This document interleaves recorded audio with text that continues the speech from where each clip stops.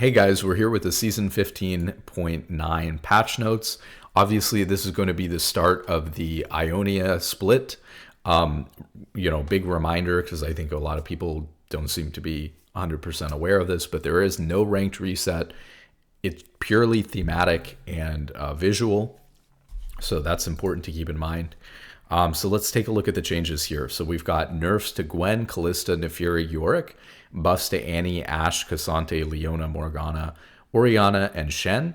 And then they're going to be adjusting Biscuits, Boots of Swiftness, Ignite, Rod of Ages, Symbiotic Souls, Tier 3 boot upgrades, and Unflinching. Okay, so let's take a look at the patch notes.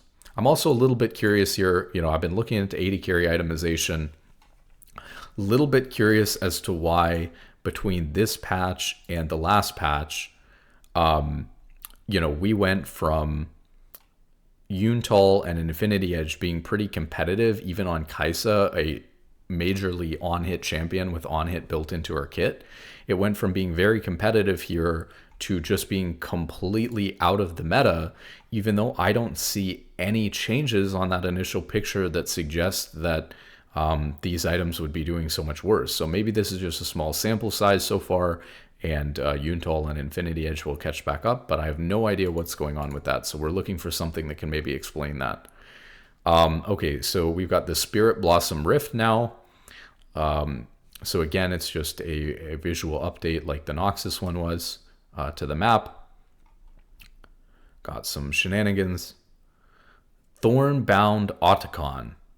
Atakhan has been captured by the Black Rose, who are using him for some dark and mysterious purpose. On the new Spirit Blossom Rift, this means Atakhan now has a singular new Thorn-bound form in place of Season 1's Voracious and Ruinous form, with a reward for helping the spirits remove him from the rift. Just like before, Atakhan spawns on the side of the map which sees the most PvP action and causes Bloody Roses to spawn near kills and around his own pit. Unlike before, the team that slays Atakhan will get an immediate Bloody Petal bonus. Thank you. I was just talking about this. It's so counterintuitive. I made it in my video. I'm sure that there's a rioter watching my videos. Every time I mention any change to the game, it's in the game the next patch. It's actually crazy, and I don't even have that many people watching. But for whatever reason, I said it doesn't make sense that you take Dragon, or you take Rift Herald, or you take Baron, or you take Grubs, and the second that you kill the objective, you get basically 100% of the benefit of the objective from Smite securing that objective. But for some reason with Atakhan and players, it's just so counterintuitive that it causes them to play the game completely incorrectly. You don't get very much. You get maybe 5 or 10% of the power from the buff by entering and stealing it. Unless it's the GA version, but that was never spawning anymore anyways. So you get 90, 95%, I would even say close to 100% of the benefit just from the petals. So now by instantly giving the petals to the team that actually kills it, that's going to incentivize, one, potentially stealing it, and two, and that actually being rewarding or worth sacrificing yourself for as a jungler, it's going to get rid of that counterintuitive gameplay, which I think is great. And they should do more of that. Encounter. Voracious and Ruinous Atakhan are replaced with the singular form Thornbound. Oh, we skipped maybe the last half of this. So you'll immediately get the Bloody Petal bonus, as well as all remaining Bloody Roses left on the map. I think that that's great too. It just makes the game slightly less complicated, just cleans it all up and gets rid of the objective. Purify them into Spirit Petals. This is another thing, and it's still in here, but people aren't aware of this. Atakhan is extremely valuable, but what you may or may not know is that because of the roses that spawn around the pit for like the first 4 or 5 minutes before it even spawns, the time between when the pit shows where it's going to be on the map, either top or bot, and the time that the objective is taken, there's usually so many roses that spawn that you get as many Bloody Petals. If you were to get all the roses that spawn in the pit area around it, you get as many roses as you get from taking the objective. And that's still true. So I can't really take that much advantage of this as a support because I can't spend my time. It's not worth it for me to spend my time just sitting around the pit collecting roses, picking flowers for 5 minutes. But if you're a solo laner and you're already up there laning in bot lane or top lane in the mid game, if you can make yourself as a solo laner, even in solo queue, if you can get into the lane that's near the pit so that you can collect all of those roses and those petals, that's extremely valuable to your team. And so unfortunately, I can't take advantage of that myself as a support player. But if you're a mid laner or top laner who can solo lane in that side lane near the pit and collect all of that roses and deny them from the enemy team, you'll get as many petals. Even if you lose Atakhan, if you're able to secure 80-90% of those petals, you'll get as many as you get from killing Atakhan. And the gold value, as we've said before, is off the charts. It's like worth 6,000, 7,000 gold to your team. When you get like 50, 60 petals. So it's worth an insane amount of value. So, those petals would be worth, just off the top of my head, roughly like half that. So maybe, 2,000 or 3,000 gold.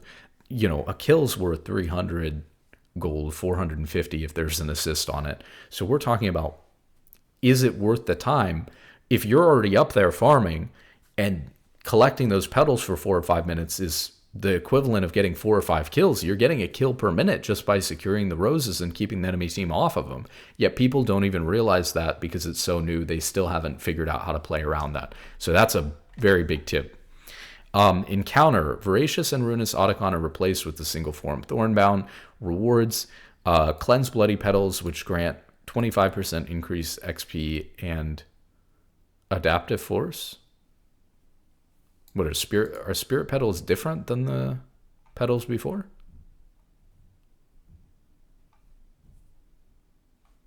This is kind of interesting. I really don't know how to read this because I thought that they're bloody petals, but now we've got spirit petals, which, kind of fits with the Ionia theme. But I don't know if you're getting, it says you'll get an immediate bloody petal bonus as well as bloody roses left on the map. Maybe they're just renaming bloody petals to spirit petals because it's the Ionia thing. But I mean, they're mentioning this here as if the reward is changing slightly, so I don't really know what's going on with that. Spiritual Purification. Like, is this less XP and Adaptive Force or no? On takedown, bless the area around the target,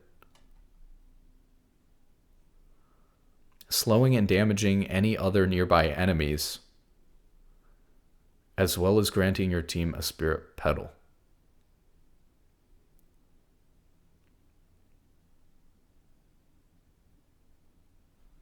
So I assume this means on takedown of the objective, you bless the area around the target. I don't know whether this means on takedown of the objective or takedown of a champion, because usually takedown means the kill or an assist. On takedown, bless the area around the target. But it says target too. So I assume they're talking about a champion. Slow and damage any other nearby enemies as well as granting your team a spirit petal. But where does this happen? Is this like while the objective is active? Is this just like near the pit? Again, I have no idea. This is not enough information to even know what's going on with these changes. I was going to say, but obviously like this could be nice as a way to potentially like disengage when you've taken the objective. But if it's on a takedown, like on a kill or an assist of an enemy champion, then I don't know that that's going to, obviously like that's going to have an impact on the fight, but I don't really know that it's going to allow you to like disengage from the objective, because if you're already killing someone, you're already in that fight. But fine. Okay, so this is, we'll just have to see how that pans out. I don't think that there's enough information here, to be honest. Bounties. We're adjusting bounties this season to make them a more useful comeback mechanism. They're now more powerful for the losing team. I don't know how to feel about this. I've had some really mixed thoughts about this. I've been saying that League is becoming less and less of a snowbally game because Riot's really trying to make it so that teams have a chance to come back in games, and they've been buffing bounties across the board for years. And I don't really know how to feel about that, because as an old school League player, I think that it's changing the fundamental way that the game works, and that can be scary and it can be annoying. But on the other hand, allowing comeback mechanisms that make games more even and make the games feel better when your team sucks and you're behind is not necessarily a bad thing. And League is pretty unique in it being a snowball league game. You don't see that. We were just talking about that. We don't see that with most other games or sports. And so I think it could actually be a negative aspect that Riot is kind of working on slowly getting rid of.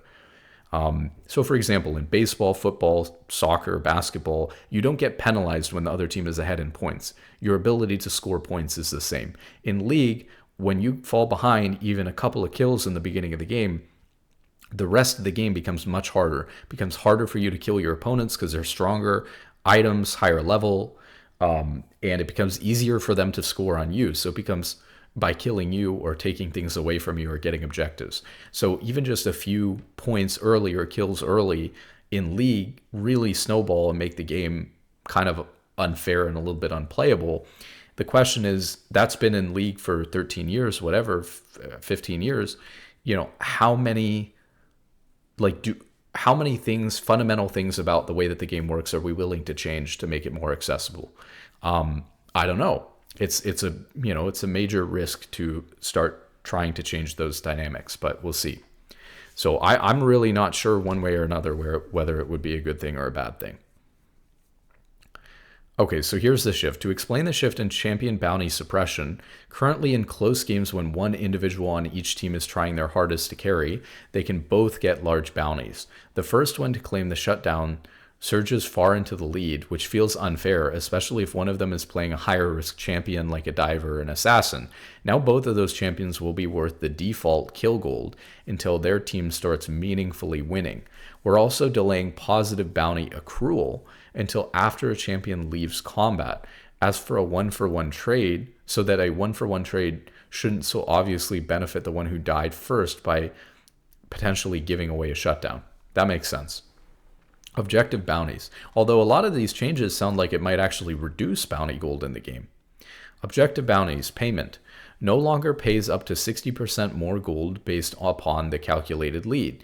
Now pays up to 10% of the gold difference on top of the base bounty payment, capped at 1,000 gold. So I don't know whether that would result in more frequent or less frequent bounties. So I don't know whether that increases the overall bounty gold in the game. But this does make more intuitive sense, right? That it's based on the gold difference between the teams instead of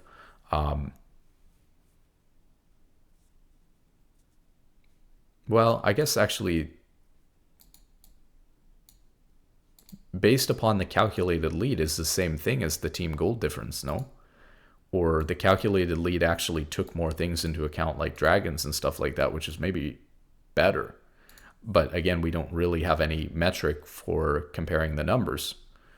Lesser objectives such as outer turrets that have lower base bounty also have lower payouts from the gold lead. That's probably good. First turrets almost always fall every game. It's not really even worth going out and defending them. So taking objective bounties away from those turrets, or at least lowering them, makes a lot of sense so that teams can't just fall behind and then come back for barely doing anything.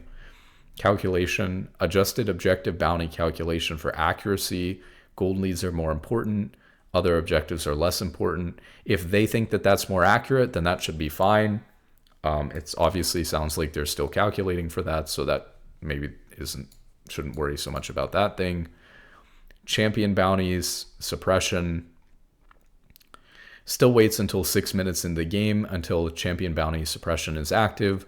No longer suppresses bounties when a team is moderately behind. Now suppresses bounties unless a team is moderately ahead.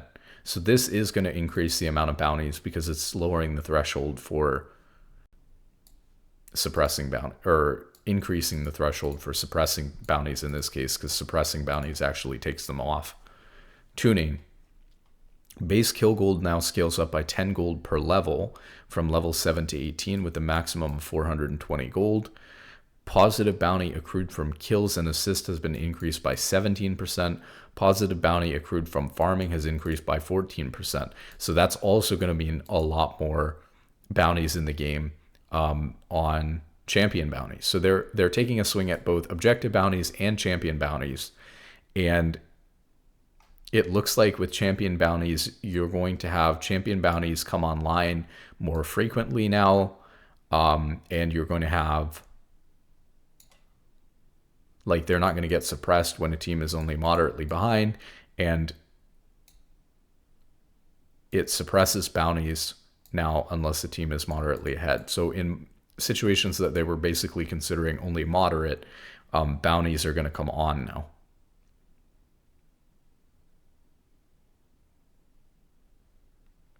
And then this is just the same. It waits until 6 minutes into the game until champion bounty suppression is active. So champion bounties are obviously going to be on more frequently, and they're going to be larger by 17% for kills and assists and 14% for farming. And it's going to base it, I guess, on level as well. But this isn't even a bounty. This base kill gold now scales up by 10 gold per level. Oh, wow. Okay, so the way that this works is instead of a base kill being 300 gold, once you hit level 7, you're no longer going to be worth 300 gold. You'll be worth 310 all the way up to level 18 when you're worth 420 gold. So even regardless of bounties, getting kills is going to result in more gold. This is really interesting because it means that games are you're going to get to 6 items a lot faster than you would before. Maybe not a lot faster, but if there's more objective bounty gold in the game and more champion bounty gold in the game, they're just giving more gold out for free. On top of that, the base gold for kills is now also going up, which means that there's just going to be a lot of more gold in the game, especially in games that are really bloody, especially after level 7. So that's going to result in a lot more gold in the game. And so champions that, maybe won a bunch of items, maybe even 80 carries might benefit from this. There being more gold in the game in a lot of situations is going to mean that you can get to 4 items or 5 items maybe more frequently than before. Again, I don't really know how to evaluate the objective bounty thing because no longer paying up to 60% more gold based on the calculated lead, but now pays up to 10% of the gold difference on top of the base bounty payment. Is that going to increase the amount of gold? I don't really know. No longer pays up to 60%. So obviously removing this is going to take gold away from objective bounties, and not giving as much gold on lesser objectives like outer turrets is also going to give less gold from objective bounties.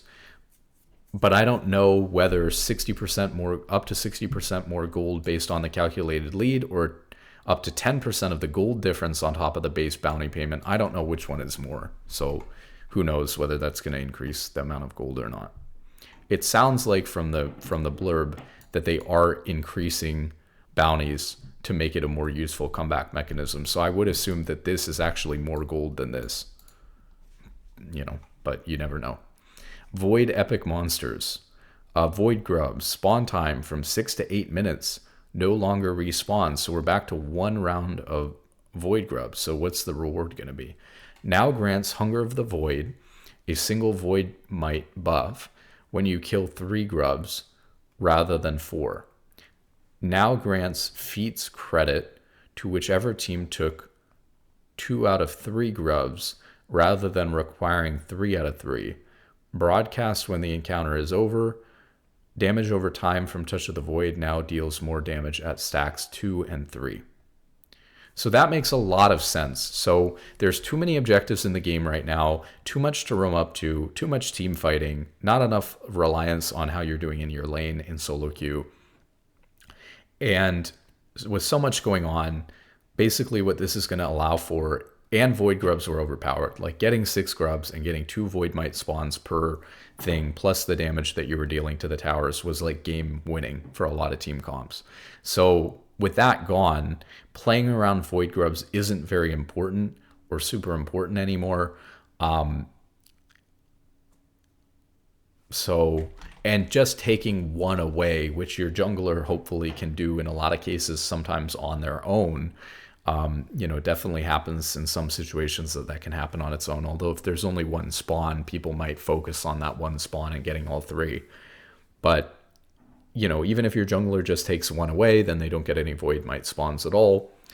So that really significantly weakens Void Grubs, which I think was much needed considering how much of a win con such an early minor objective could be.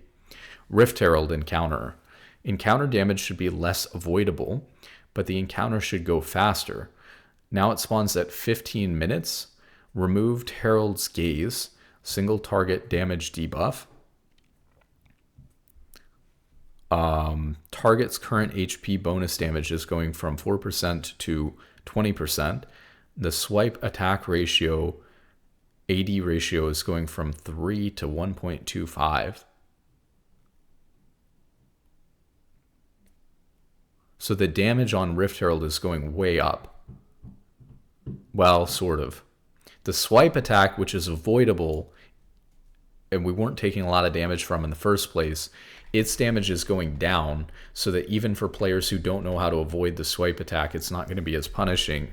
But the regular attacks that it does are going to do a lot more damage, 5 times as much damage, making it harder to take. Fixed non-champion attacks, reducing the eyeball cooldown. I mean, didn't this already work this way? So what did they? Fixed non-champions attacks. So what, like people's pets attacking it or something were reducing the eyeball cooldown when they shouldn't? Something like that.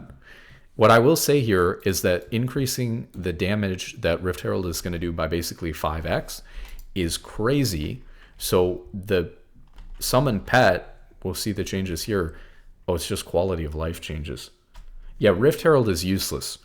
Rift Herald was already pretty bad in current day. It's even worse now because it's spawning after turret plating's already gone. And I don't even remember when Rift Herald spawned before, though, to be honest with you. When did Rift Herald spawn?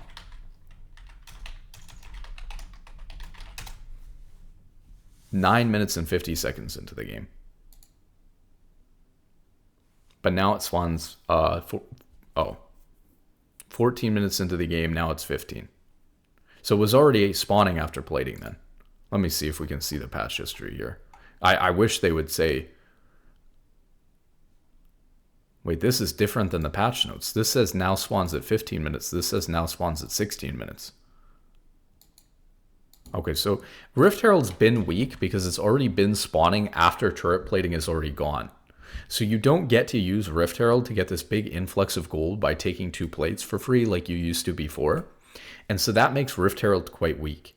The other thing is that on top of that, making it do 5 times as much damage and then not compensating the buff that it gives you at all is ridiculous. So Rift Herald is just incredibly weak now, like really not worth taking as opposed to doing other stuff. Now, if you have nothing on the map to do, you're just by far and ahead winning the game, and it's just really not that big of a deal. You have nothing else to do. I suppose you could take Rift Herald for fun, But like, Rift Herald and Grubs are much weaker. Grubs are still worth if you can get all 3. Rift Herald's almost not even worth taking. That's really bad. Making quality of life changes to increase value consistency. There's no quality of life changes that they can make, I believe, to summoning Rift Herald that are going to make up for it doing 5 times as much damage to you unavoidably for an objective that people were already avoiding because it was already kind of bad. Base turret change damage increased. Okay, well, this isn't a quality of life change. They're increasing the turret charge damage, but the turret charge damage goes down for each tower it hits. That's fine because you're trying to knock out 1 turret usually with it. Driving turn speed should be smoother and more responsive, especially early in the driving sequence. Can we just take a minute to recognize that it took years? Like, people thought it was funny how bad everyone was when Rift Herald first came out, that we couldn't drive it. But let's be honest. The way that they implemented driving Rift Herald was just clunky. It's not really the player's fault at that point if 2 years later, 3 years later, people still can't drive the Rift Herald because it's so unintuitive. Now, I have a trick for you, although it's going to be less impactful now that they're helping with the turn radius and stuff like that, and driving it. All that you had to do the entire time was when people got into it, they thought, well, you steer it like Cyonal by like moving your cursor left to right. And you can do that, but it's much slower and more imprecise. What you should do is actually right click as if you're moving your champion, and right clicking like you're moving your champion will allow Rift Herald right in the beginning to just turn into any direction that you want it to turn into instantly, and do what you want it to do much better. So when you're using Rift Herald, just right click while you're in Rift Herald, like you're moving into the turret manually, rather than trying to guide it with your cursor left to right. So that's a little tip for you. You've been able to do that for a long time. But yeah, I mean, people shouldn't even have to figure out something like that, because you should be able to steer it with your mouse cursor in front of you just fine. It just was implemented poorly and then never changed or fixed for years. And that Riot just said, just get good. When driving, if you crash near an enemy turret without hitting it, Rift Herald will attempt to perform the non-driven turret attack charge if able. That's nice. So if you still can't hit it after these quality of life changes and the tip that I've given you, as long as it's still alive after a couple of seconds, it'll crash into the turret for you anyways. That's good for lower ranks. Position binding and role swapping. This is another one I don't know how to feel about, but these are big changes. We're making some small but important changes to jungle and support. Jungle will auto be assigned smite, and only one smite will be allowed per team. In a similar vein, support players will now automatically be given World Atlas as their starting item. Check out the dev blog for more details. This shouldn't impact gameplay, but we think it will lead to less trolling and pre-game mistakes that cost your team the game before it's even started. To make sure you can arrange your team in light of these new rules, we're adding the ability to swap roles with other players in Champion Select, rather than just, asking or talking about it. We're also taking this time to break out some of our lane swapping rules and attach them to support specifically. No longer will laners be directly penalized because Pyke walked across the lane after a late invade. Lissandra can freely roam top for a level 3 gank without removing hundreds of experience from her own team. However, we're still retaining some of the old functionality to prevent situations like Sion and Kai'Sa duo laning top lane to start the game. Okay, so there's a lot of things here, and they're all really important. Lane swap detection. Detection still requires there to be a jungler on the team. Detection is still active from 130 to 3 in top and 130 to 215 in mid. Defending champion still receives all gold and XP from the lane and receives 50% less damage while under their tower in top lane. And the defending tower still receives 95% less damage while any two non-junglers are in their lane. Non-supports no longer receive reduced gold and XP from lane minions during lane swap detection. So this is a big one, right? These things were all the same, just reminding you what they were. But now, mid laners and top laners no longer receive reduced gold and XP from lane minions during lane swap detection. This means that after a late invade, if you want to gank level 1 as a support or something like that for your solo laners, these things are back on the table. Supports in mid lane and top lane, when accompanied by another champion, now receive no gold or XP from lane minions and cannot consume World Atlas charges. So what this does, which is smart, is if you go to gank mid lane or top lane level 1 with your jungler or with your AD carry, can't do that. You'll not get any, or you can, but you won't get any gold or XP. So maybe for a gank, right, that could work. But if you're going to continue laning there, essentially the support item World Atlas is going to disable, and you're just not going to get anything when you're like lane swapping, in most cases, up into top or into mid lane. So that's really good because it's going to prevent the lane swapping while being able to get rid of a lot of the negative aspects of the previous system, like the mid laner and the top laner losing all their gold and XP, and supports not being able to run back through mid lane after a late invade, or not being able to gank mid lane or top lane level 1 if they wanted to. For example, champions like Pyke, like Braum, a lot of champions can like camp in the top brush, or flank mid or something level 1. That's something that support players used to do all the time, and it's just been completely taken away. Now it's kind of a high risk strategy because of course you'll end up getting to bot lane late, but it's something that people have done and has worked well before. I know, for example, like I've done it plenty of times on Braum, especially if there's a late invade scenario. I'm almost always ganking mid since I'm not going to be back bot lane in time anyways, so I'm almost always trying to do that. That's now back on the table. And I know like Tyler One, for example, did this several times when he was playing support on his support challenge. He would like camp in top lane bushes on Pike and stuff like that. So this has been a thing on support for a while, and I'm glad to see that it's back. Supports in mid lane and top lane. Oh, we already saw that. Yeah, so they can't get any gold or XP or World Atlas charges. 1000% increased turret damage in top lane is now locked behind seeing 2 non-junglers, including a support in the lane.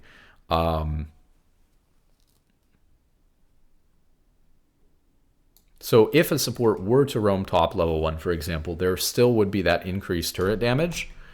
But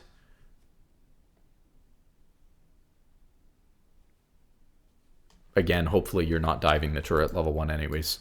Death screen, that does kind of affect it though. Like if you have to take like 1 turret shot, to finish somebody off level 1, you could do that. But with 1000% increased damage, I think you might just get 1 shot at level 1. So I don't know about that one. Well, you definitely just get 1 shot. Death screen. We're making some small improvements to the death screen to make League's lowest moments seem less miserable.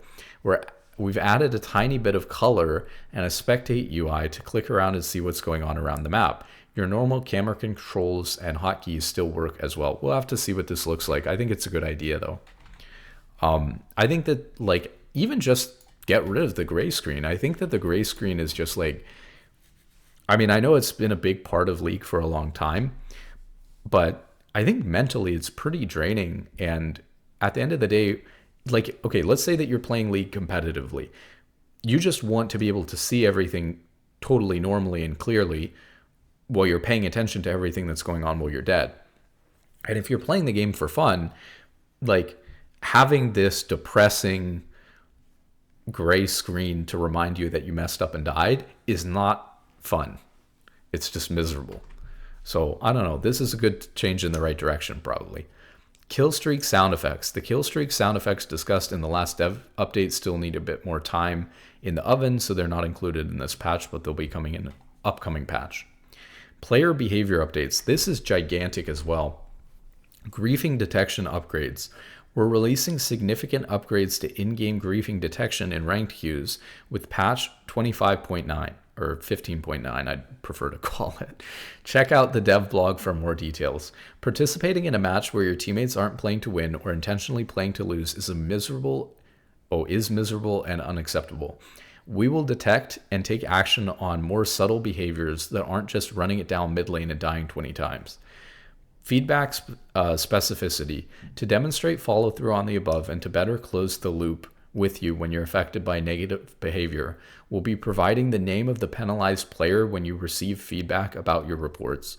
When a player that you reported is penalized for any recent match, the notification you'll receive will now include the name of the reported player. When a player you did not report was penalized for the match you played with them, the notification you will receive will also include the name of the penalized player.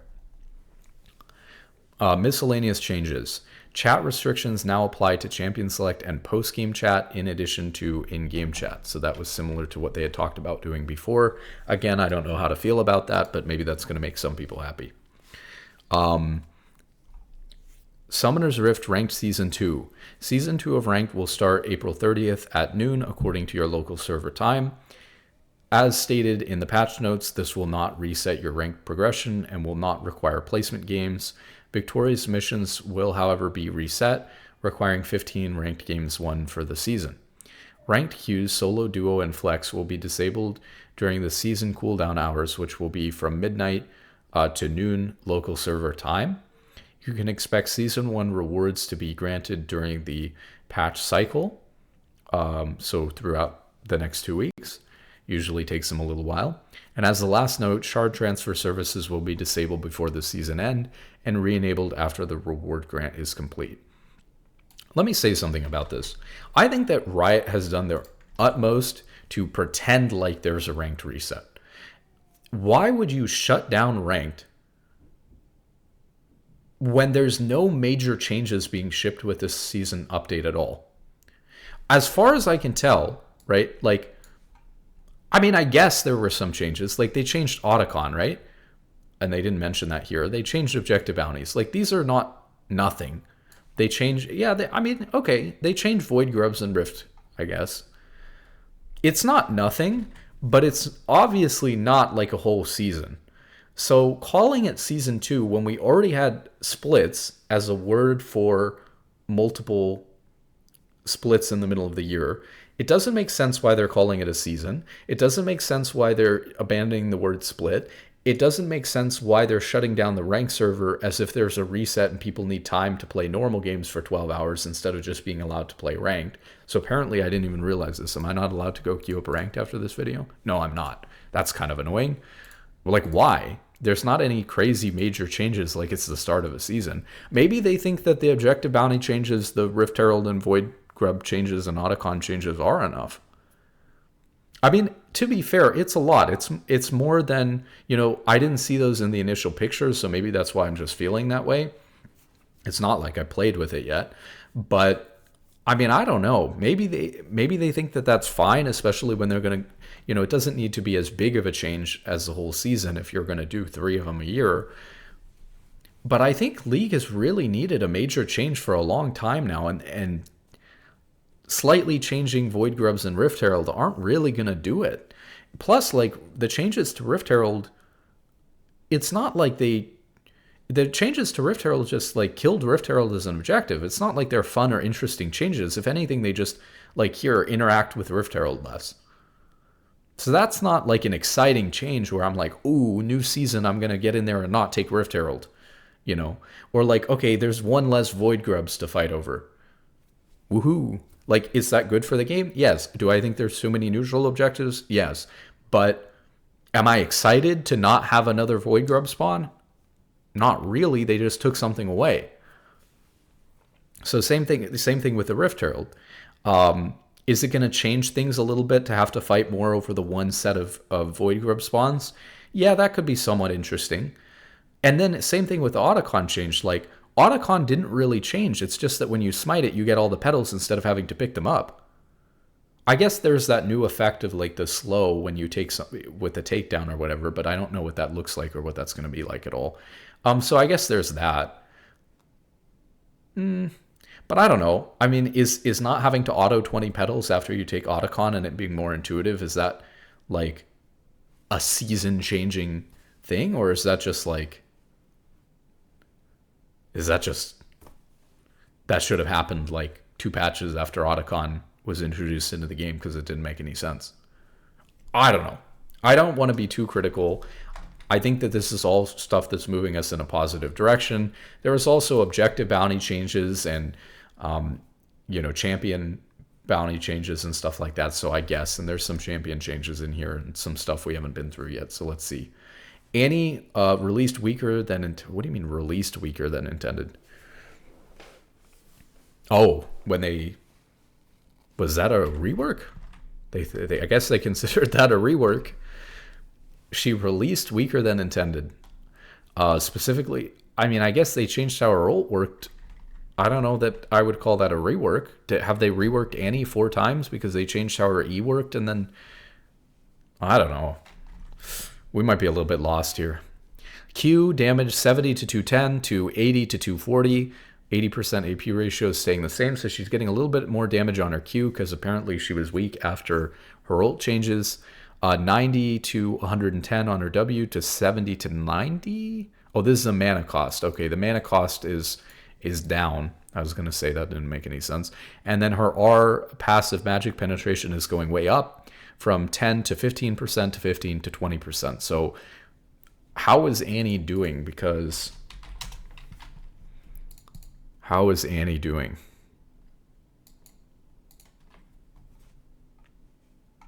Uh-oh. Not good. This might be on... Okay, this is still on the previous patch. Yeah, she was not doing good. So this all makes sense. Ashe, Q damage and bonus attack speed increase. So her AD ratio on her Q is going from 111 to 135% of her AD to 110 to 140% of her AD. And the bonus attack speed is going from 25 to 65% to 25 to 75%. So later on with more points in Q, it'll be better. Does Ashe max What does she max? I don't know that she would max Q first. I guess she is maxing Q first. Thought you would max W first. Maybe it changed. It looks like people were maxing W first on Ashe on the previous patch, and now people are maxing Q first. I mean, I don't know. We'd have to take a look at Ashe specifically to determine whether she should be maxing Q or W first. Maybe people are just trying it right now. Obviously, there's not been very many games played. So very hard to say whether you should switch to maxing Q because of this or not. I wouldn't be able to tell from just this. I'm not really much of an Ashe player. Gwen, armor growth decreased, passive damage to monsters decreased, Q damage decreased. New surge of Gwen players have gotten better at her. That's a weird way to say that they overbuffed her. The apparent rise in mastery has been offsetting some of our recent nerfs. Oh, maybe I forgot and they nerfed her. She's still one of the strongest champions in the game and the single strongest one in jungle. We're delivering some more nerfs to keep her up with. See, maybe I'm forgetting, but didn't they buff Gwen? Or they reworked her a little bit so that they were trying to shift her power level from like the early game to like more of a scaling late game thing or something like that. She ended up being way too strong. They nerfed her and then it wasn't strong enough nerfs, and now they're nerfing her again. And they're saying that it's because people have gotten better at Gwen rather than the changes that they made. That's a really weird dodge of accountability. Not to mention the fact that, you know, when new players surge into playing a champion, they're bad at it and actually drive the win rate down. So I'm sure that they've gotten better than they were when they were coming in with a 30% win rate on the champion. But the new players coming into the champion who are winning now 40, 50%, they're still not the reason why the champion is strong or winning games. The new players playing it don't know how to play it. Anyways, armor growth is going down by 0.3 from 5.2 to 4.9. I'm sure that's going to really do a whole lot. Passive 1,000 cuts, monster damage cap from 5 to 5, 15% AP to 10% AP. That...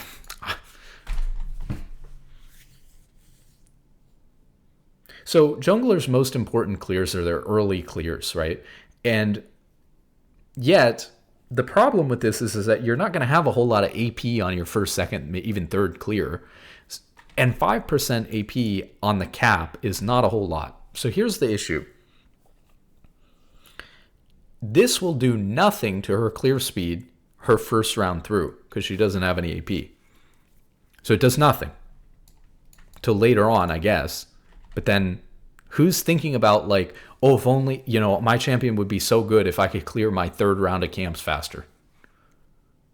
Huh? Like, oh yeah, we're lost. Damage per snip. Now this might actually help, right? 10 to 30, 10 to 30. 5% AP to 2% AP. Yeah, I mean, that's actually a decent change, to be fair. Maximum damage 10 to 310 to 10 to 310, plus 60% AP to 45% AP. So she's getting off a big Q, 15% less AP. That's a good change. That's a good change. And look, like, I made fun of these changes. They matter. They're just small. Not the problem. Not going to do a whole lot, especially this one. Not really even this one, but this is a good change. It's fine. Cassante. Let's see. Cassante's default shop page has been updated to display tank items instead of fighter items, and his W Pathmaker base damage from 40 to 120 to 45 to 165.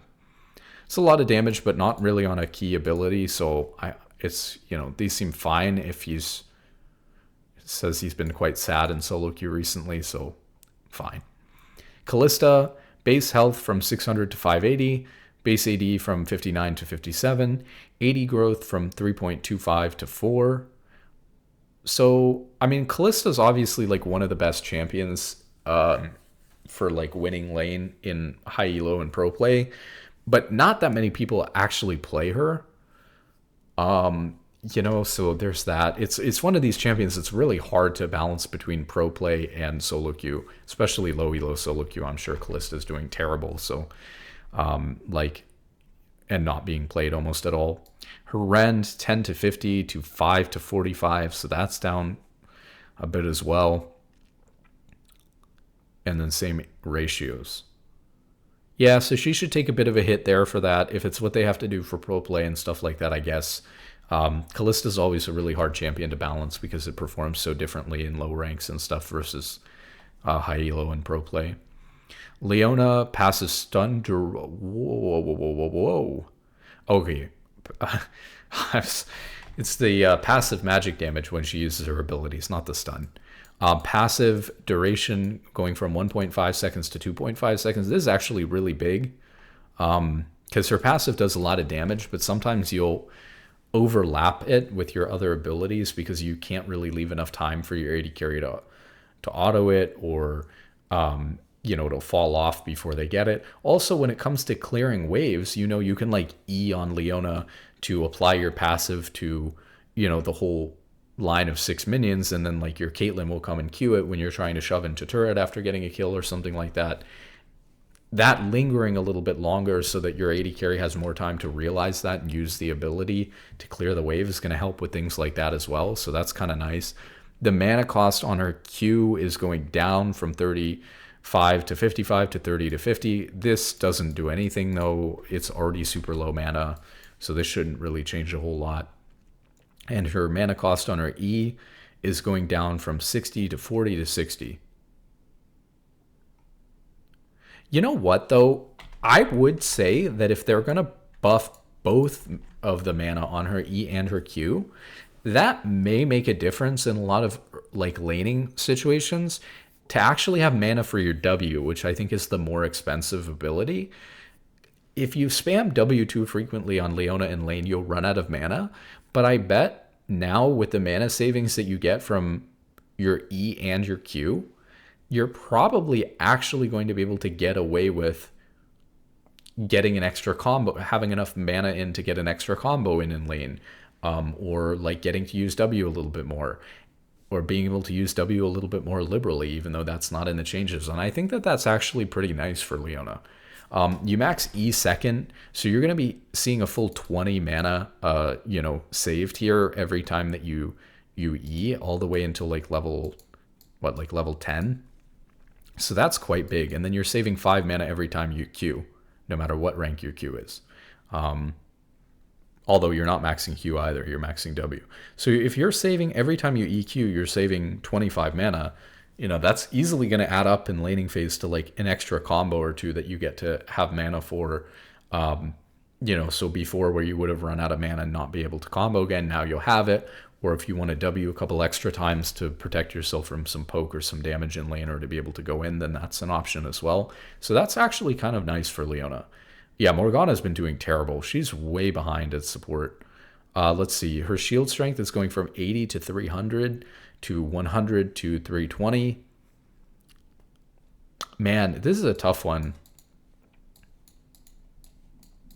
I don't think that that's going to do a whole lot. I honestly don't think, for example, in the matchup against Braum, Braum's Q actually does enough magic damage at level 4 with 2 points into your Q that you'll break through a level 1 Morgana shield. I don't think that 20 shield is going to be enough to change that dynamic whatsoever. And even if it pushed it to Braum has, have to have 3 points instead of 2 points in Q. You're already maxing that Q on Braum. It's just not that big of a deal. And against mages, they're just blowing through the shield anyways. So is 20 damage block that big of a deal? Not really, right? And that's not what is holding Morgana back or causing her to be good or bad. Are Soul Shackles damage 175 to 325 to 200 to 350. That's not bad. That's going to give her a decent damage boost. And this is really big. Okay, so the bonus movement speed is going from 10 to 60% to 20 to 60%. So you're going to get 10% extra movement speed on your rank 1 ults and 5% extra movement speed on your... Well, it's not enough to make Morgana good, but that is kind of a really nice quality of life change, because it's going to allow Morgana to get a lot better ults off where people can't just run out as easily as they are now. I think movement creep has hurt an ability like Morgana R dramatically. Like back in the day, Morgana R was a menace because if you didn't flash out of it, like a lot of champions didn't have a way out of it. But nowadays, there's so much mobility in the game. I mean, who are you actually going to ult on Morgana and be able to get the stun off unless you've already hit them with Q? But, you know, of course, you'd like to be able to lead with R, stun them with that, and then guarantee your Q, since your Q is harder to hit and a longer CC. So, yeah, I mean, I don't think that this is enough to bring Morgana back or anything, but it's certainly nice for the people who play her. And I can't believe how long they've left her just absolutely terrible for. W cooldown increased early, EAD ratio decreased on Nefiri. So Nefiri's been performing really well. The dog's mastery curve continues to climb as players learn the limits. So, okay, let's talk about this. I blamed Riot a little bit before. I flamed him a little bit for saying that the Gwen players were like learning how to play Gwen. Nefiri actually got reworked, unlike what they did to Gwen, which was like, I wouldn't consider it a rework.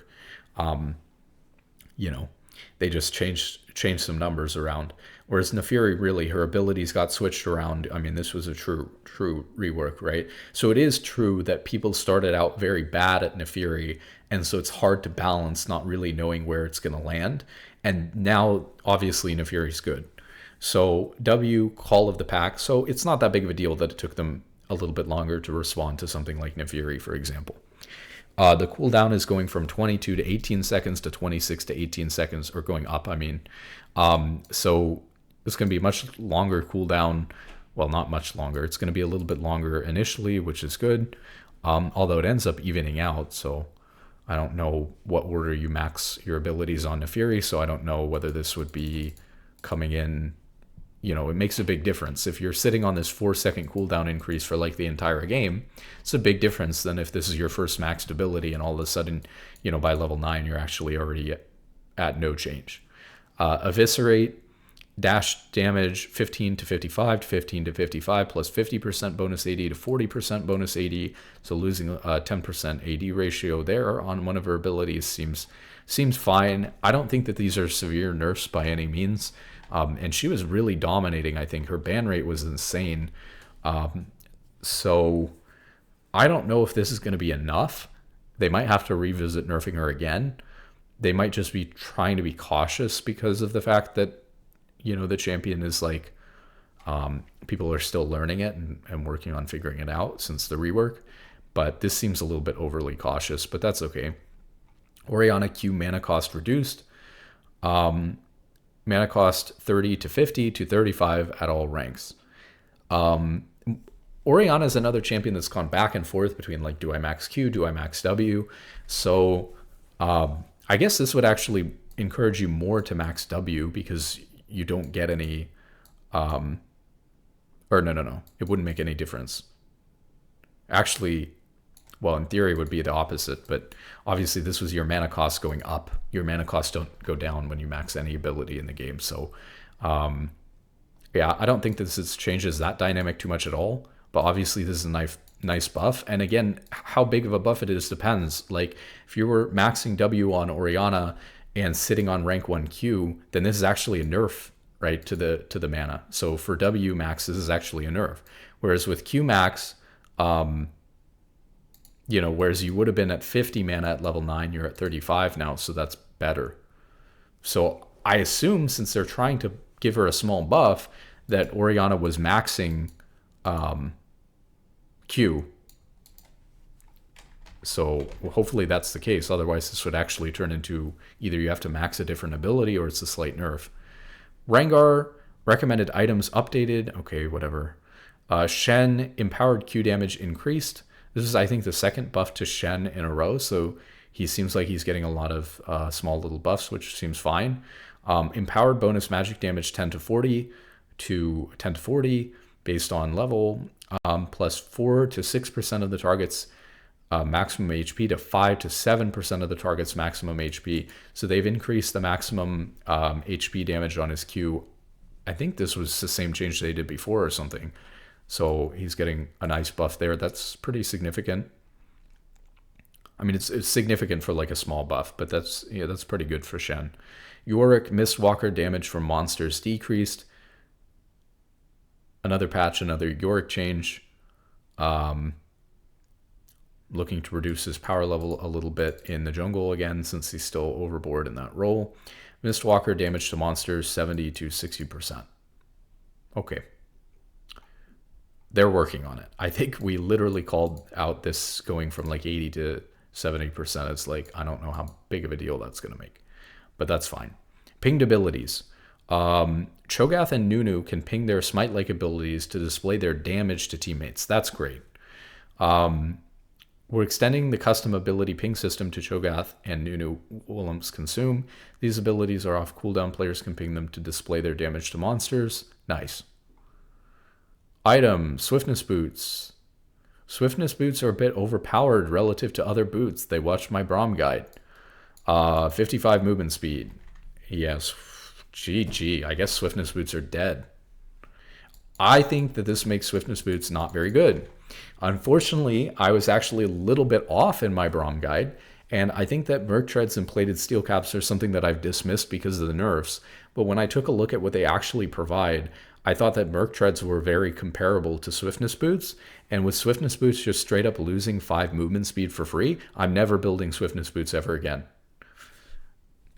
Sorry that I was wrong about that one, but the reality is that I think Merc Treads are actually just better now than Swiftness Boots. I don't know that they needed to lose 5 movement speed. On other champions, though, I will say, so I was building them on Braum, and I'm thinking about it from Braum's perspective, right? However, Braum doesn't have any built-in, well, I guess his E gives him 10% movement speed, but come on. Braum doesn't really have any built-in movement speed, like major movement speed buffs like other champions do. So obviously, if you're building Swiftness Boots on champions that do have good movement speed steroids, that, you know, where you're seeing a huge increase on Swiftness Boots because of those other things, then it gets a little bit dicey, right? So I could understand that maybe, well, it turns out I was wrong about it on Braum, could still be broken on other champions. And it's not not a crazy huge nerf. Problem is like, if we pull up Merc Treads here for a second, or just look at Braum, and we'll find Merc Treads here. So Merc Treads give 45 movement speed, right? So there was only a 15 movement speed difference between Merc Treads and Swiftness Boots. Now it's only 10. So you get 10 movement speed, but on Merc Treads you get 20 magic resist. So the question is like, how do we compare? We've got Merc Treads here are 250 gold more expensive than Swiftness Boots, but they give us 20 magic resist and now only 10 less movement speed. Well, movement speed's a little bit hard to value because the way that you get the gold efficiency, or the gold value of movement speed, is based off of tier 1 boots. But the problem is that tier 1 boots are a unique item. Unlike a ruby crystal, tier 1 boots can only be built once, and they're in the game because every champion in the game is supposed to gain access to them. And so we can see, for example, that for only 300 gold, we get 25 movement speed, but for 700 gold to get to Swiftness Boots, and now it only gives 55, we were only getting 30 for an extra 700 gold. So now we also have the slowing effects passive, but that was really garbage and useless anyways. So when we're paying 300 gold for 25 movement speed, but nearly 700 gold for 35 movement speed or for 40 movement speed, we can see how the actual value of movement speed is really more than what tier 1 boots provide, because tier 1 boots are inherently supposed to be an extremely efficient item that everyone gets first back.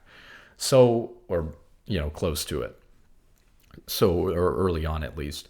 So because of this, the actual gold value for movement speed based on tier 1 boots is 12 gold per movement speed.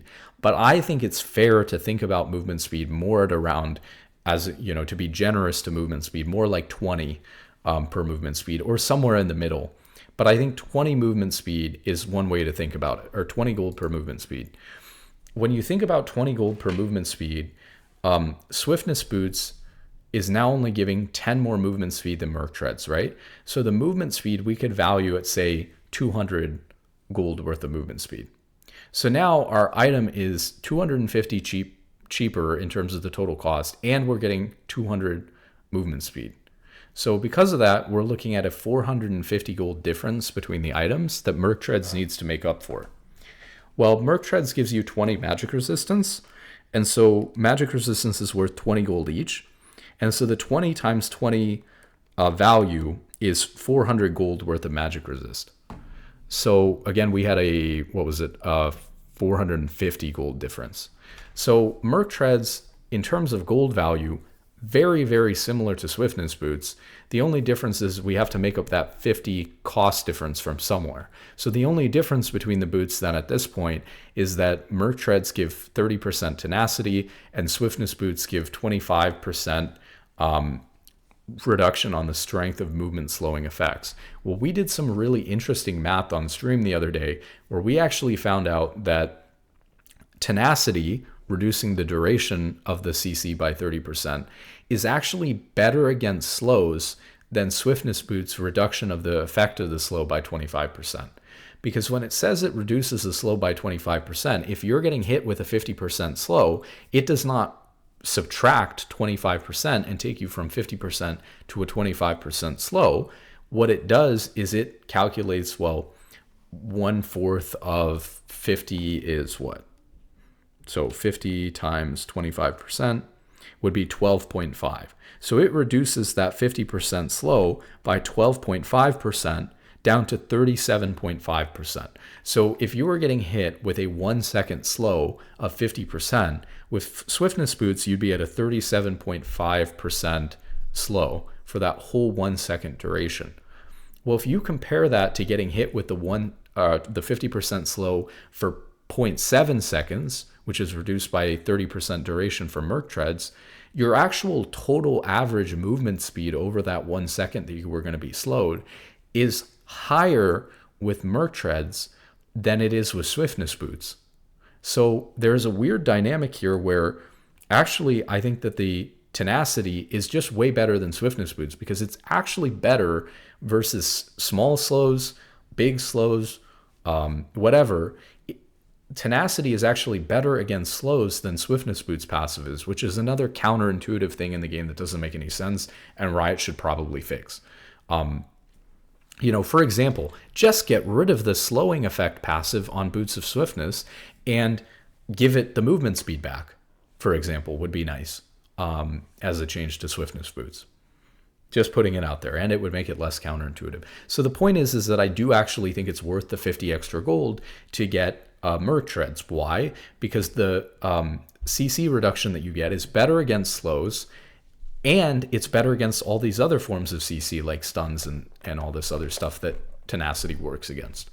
So I thought that actually Merc Treads and Swiftness Boots were pretty comparable when you look at the value that they give you. And then, of course, on champions, especially like Braum, you're under indexed on magic resist. And so actually picking up the magic resist is really, really nice, whereas you may not need the movement speed as much on an item like Swiftness Boots. So I already thought they were pretty comparable. Now they're even more comparable. So keep that in mind. I don't know that they needed to do this to Swiftness Boots, but obviously just keep in mind that that's ridiculous, right? Like, this is better against slows than Swiftness Boots. Now, one exception is if you are being permanently slowed, so Ashe or a Rylai's user or something like that, Swiftness Boots is better because shortening the duration from 1 second to 0.7 seconds, when you're getting autoed every 0.7 seconds by Ashe anyways, Merc Treads is doing nothing to help you there. So if you're getting permanently slowed for a long duration of time, like super long duration of time, or just literally perma-slowed the entire fight, better to have Swiftness Boots in those situations. For the passive is better than tenacity. But it's not like you're just playing versus Ashe. If you're playing versus other champions, or even Ashe has her own CC, like her stun on her ult, those things are affected by tenacity, whereas Ashe ult isn't affected by Swiftness Boots passive. So that's another trade-off there. So even against something like an Ashe, Merc Treads might still perform well. So all those things to keep in mind. Let's get back to the patch notes here. So that's a little bit strange. Symbiotic Souls, solid option for supports. We're happy about that. Makes sense. They were designed to be, a support item. But they're 2 game warping for laners. The empowered recall lets them still quickly reset after every few waves, removing all sense of attrition. So we're making some adjustments to retain their power for roaming around the map, but make them worse when spamming recall over and over again. Now grants 10 out of combat movement speed, no longer grants the empowered recall. I think that this is a great idea for the boots. I really do. Again, similar to how Swiftness Boots passive of the slow resistance just does nothing, and what you actually want when you're building the fastest boots in the game, like Symbiotic Souls or Swiftness Boots, is just more movement speed. This is exactly what we were just talking about with removing Swiftness Boots passive and just putting it into more movement speed. The users of this are going to love it, and it takes away the ability to abuse it by solo laners. So this is actually just a great change. Roa. Initial health 400 to 350, maximum health 500 to 450, initial ability power 50 to 45, maximum ability power 80 to 75. Is Roa really doing well? Rod of the Ages' new build path has made it overtake mage mana items. As a result, its high durability has slowed down champion interactions below what we think makes for the best gameplay. Okay, if they say so. I don't know much about mage itemizations. It's probably the furthest away from my repertoire in bot lane and whatnot, but interesting. So apparently Roa's been dominating. I didn't really realize that. That's, this is from pretty big nerfs to Roa. Tier 3 boot upgrades. Okay, now this is going to be a big change as well, right? Because we've talked about in my video, are Feats of Strength overrated or something like that, or Feats of Strength are completely overrated, how the boot upgrades were simply not worth the gold cost. They've done another thing that we mentioned in the last video on counterintuitive gameplay features, where we said that it didn't make sense that the reward that you get wasn't worth immediately upgrading. And hopefully, we'd have to run through the numbers again, but hopefully these cost decreases, and they are significant cost decreases, should definitely make for probably they should be worth it to immediately upgrade. But I'm also seeing, though, that it's not just the cost changes. On Forever Forward, which I think are the upgraded versions of... Actually, I'm not even sure. Maybe Symbiotic Souls. I don't know. I never built them. They weren't worth it before. Swift March has got to be Swiftness Boots. They are actually nerfing some of the movement speed. Although this movement speed decrease... Is this just because of the 5 movement speed they took away from Swiftness Boots above? Or is this an additional 5 that they're taking away if you have the upgraded version? We'd have to look at that too. No longer grants 4% increased total movement speed. Now grants adaptive force equal to 5% of total movement speed. Well, that's useless on Braum. Yeah, Swiftness Boots are completely gone. Especially if it's worth upgrading your Feats of Strength boots. Could you imagine Braum goes Swiftness Boots, you end up getting Feats of Strength, and then you upgrade it and you get some AD or something like that? Like, how useless as opposed to the 4% total movement speed. That is awful. Okay, we probably should, before we move on, we should probably pull up the boots and take a look at them. I know it's going to take a long time, but probably it's another thing that we just got to take a look at it.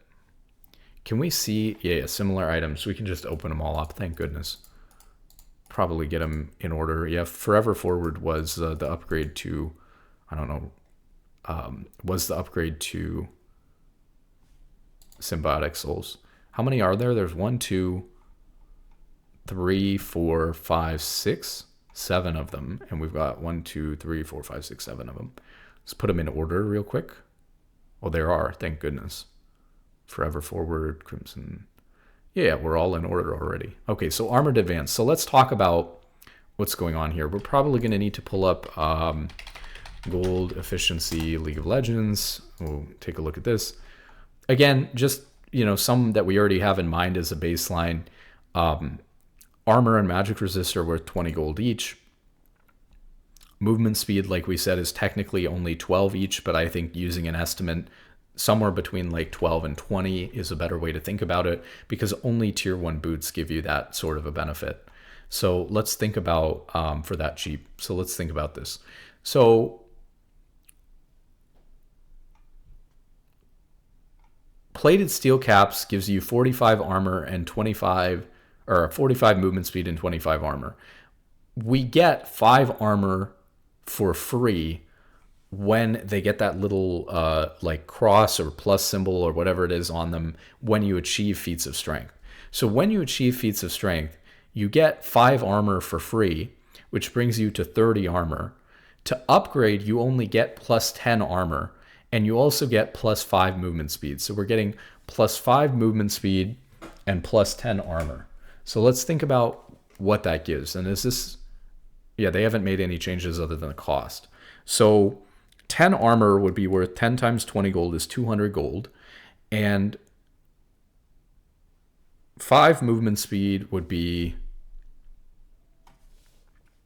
let's be generous because this is actually still not looking that great.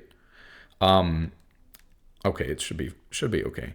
So 5 movement speed valued at 20 gold instead of the actual 12 would be 100. So you get 300 gold worth of stats.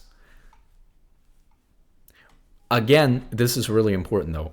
When you get 300 gold worth of stats, oftentimes better to put 300 gold worth of stats into a new item that can give you a new active or passive than putting it into an item like this that you already have the you already have the passive from plated steel caps, for example. Now I know Armored Advanced, and we're going to talk about this now, also comes with its own active / passive, but the active / passive that you get from these boots is objectively much weaker than something that you would get from another item.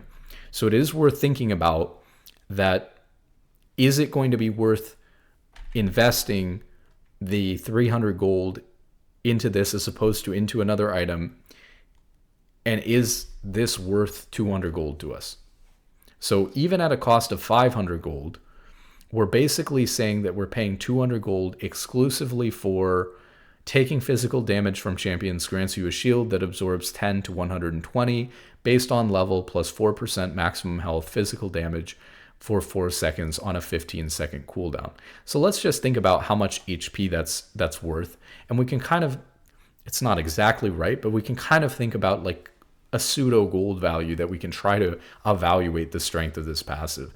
So let's say that we're like level 9 and we're getting like a 62 shield plus 4% of our maximum HP.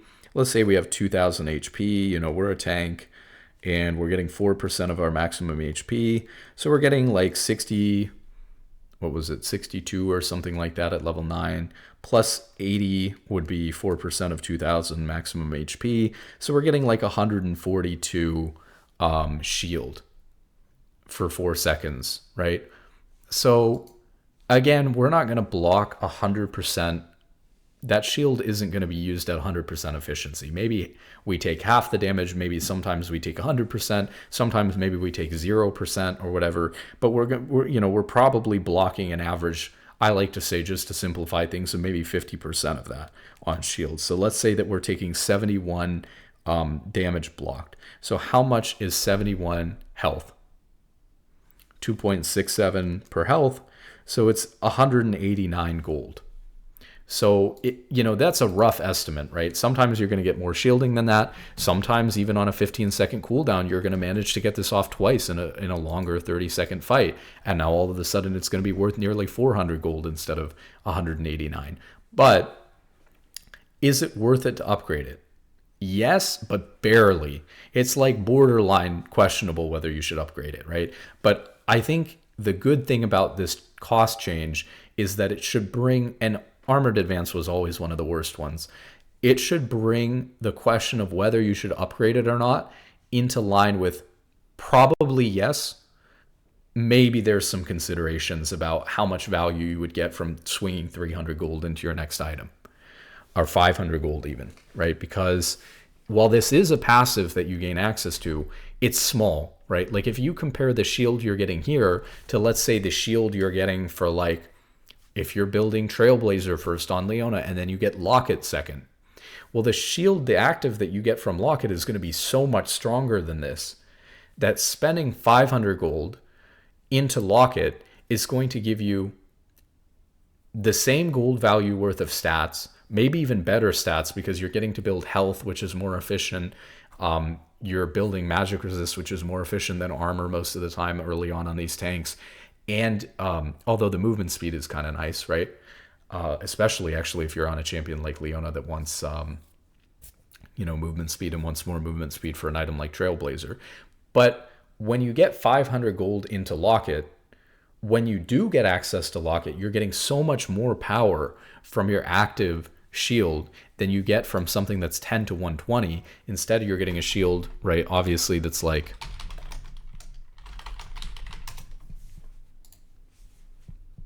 $200 to $360, right? So obviously that makes sense because it's a much more expensive item.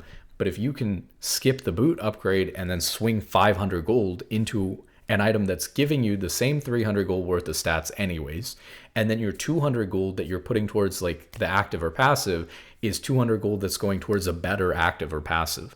That's the argument that can be made there. But of course you can get both.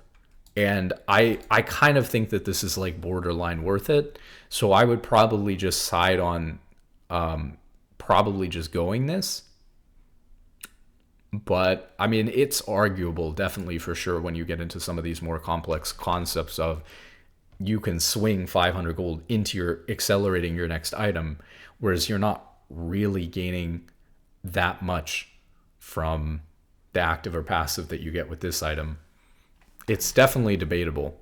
So you've got Armored Advance, Chain Lance Crushers, but at least they've put it in the realm of hard to say from just a little bit of math on paper, right? It's really hard to say. We're making a lot of assumptions here about how much shield is going to get used, about how, although at least we're comparing a shield passive to a shield passive, right? We're making a lot of assumptions about how much shield is going to get used and your champion can actually use. We're making assumptions about, the gold value of that active or passive, and you can't really assign a direct gold value to an active or passive. So at least it's a little bit up there. Excuse me. Okay, now we have Merc Treads, right? So Merc Treads, very similar thing. We had 45 movement speed and 20% or 20 magic resist. Now we're going from, we're getting the same five movement speed, and we're getting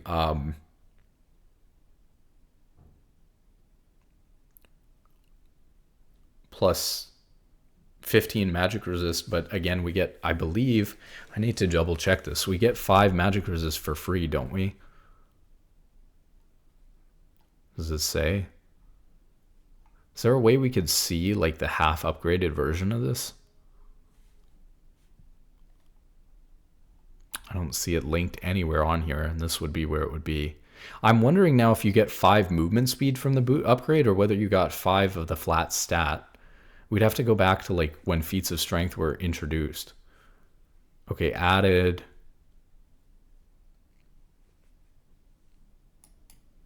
Is it listed here if we just go to Mercury Treads? Yeah, Triumphant, gain 5 magic resist. Okay, so it's listed here. So it is just 5 of this stat. It's a little bit confusing because I think maybe for swiftness boots it's movement speed, but I did believe it's just the stat. Okay, so we're getting 10 magic resist and 5 movement speed. So again, same exact calculation as with plated steel caps. We're getting 300 gold worth of stats, and it's a very similar item here. We're getting a magic damage shield that is exactly the same value as with plated steel caps. It's again probably worth it, but you're going to get the magic resist or even health instead, so a better stat for the 300 gold worth of stats that you're getting by building into another item like a locket or something like that. And then the active that you get access to for the 200 gold that you're spending on just the active or the passive is better, frankly. Because, I mean, you've got a 1700 gold item. It's nearly half the cost of Locket, but it's not like the 30% tenacity and the shield passive that you get here are half of the value of Locket. You see what I mean? Or actually even more. So let's do this comparison to Locket again. Locket is 2,200 gold, right? Whereas This item is 1750. So what percentage is 1750 out of 2200? It's 79%. So 79.5% as expensive as Locket. So you're buying an item that costs 80% as much as Locket, and yet you're getting between the 30% tenacity and the shield that you get from completing Chainlance Crushers, you're getting, I would argue, actives and passives that are worth far less than half of what Locket provides. So there's sort of the issue. And this is better now that they're 500 gold to upgrade them instead of 750 gold to upgrade them. So this is why I want you to imagine, if they're debatable even still, imagine how bad they were when it was 750 gold to upgrade them. Here's the other thing I want to look at. We have gold efficiency here. Here are like regular items.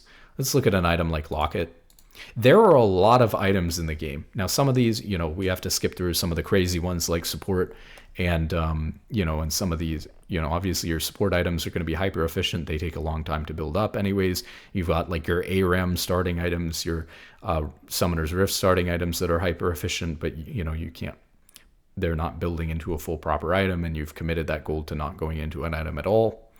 But here we go. We've got plenty of items in the game that have a passive or something like that, like Essence Reaver does, but their stats in and of themselves are worth 132%. Fimbulwinter, right? It's got passive, but the stats in and of itself are worth 128%. Cosmic Drive, 128%. What I'm trying to get at, and they might even have those upgraded boots in here, so we can look at how bad they are compared to the other things. They might even be listed in here. I would assume they would be, right? So look at this. Here we have like Swift March, and I assume this is even after the buffs. Do you see how these items are like 50% gold efficient? These upgraded boots are the least gold efficient boots in the game by far. Synchronized Souls, 60%. Swift March, 52%. Forever Forward, 47% gold efficient, right? What I'm getting at here is that when you look at building an item, you don't normally think to yourself, oh, I'm going to, spend 300 gold on stats and I'm paying 200 gold for the active or passive. Usually you pay 500 gold for 500 gold worth of stats, and you get the active or passive for free for upgrading and completing the item. So even the fact that we're thinking about, like Locket works that way, right? So like, let's take a look at Locket, which is probably super efficient as well as a, relatively good support item. It's like, okay, so Locket's a little bit worse, but Locket's 92.42% gold efficient. Whereas these boots that we're talking about right here, Armored Advance and Chainlance Crushers, at least for the upgrade part that we're choosing to get for 500, the gold efficiency on that component of upgrading the boots is terrible, because we get the 5 magic resist or the 5 armor for free if we've gotten Feats of Strength. So the gold efficiency is, out of 500 gold that we're paying, we get 300 gold worth of stats. It's 60% gold efficiency on plated steel caps, on Armored Advance and Chainlance Crushers. 60% for the Feats of Strength upgrade. That's just, we're at the bottom of the list here, right? 60% is, you got your consumables, right? So that's whatever. 60%, there's only a handful of things that are below 60%. Tier,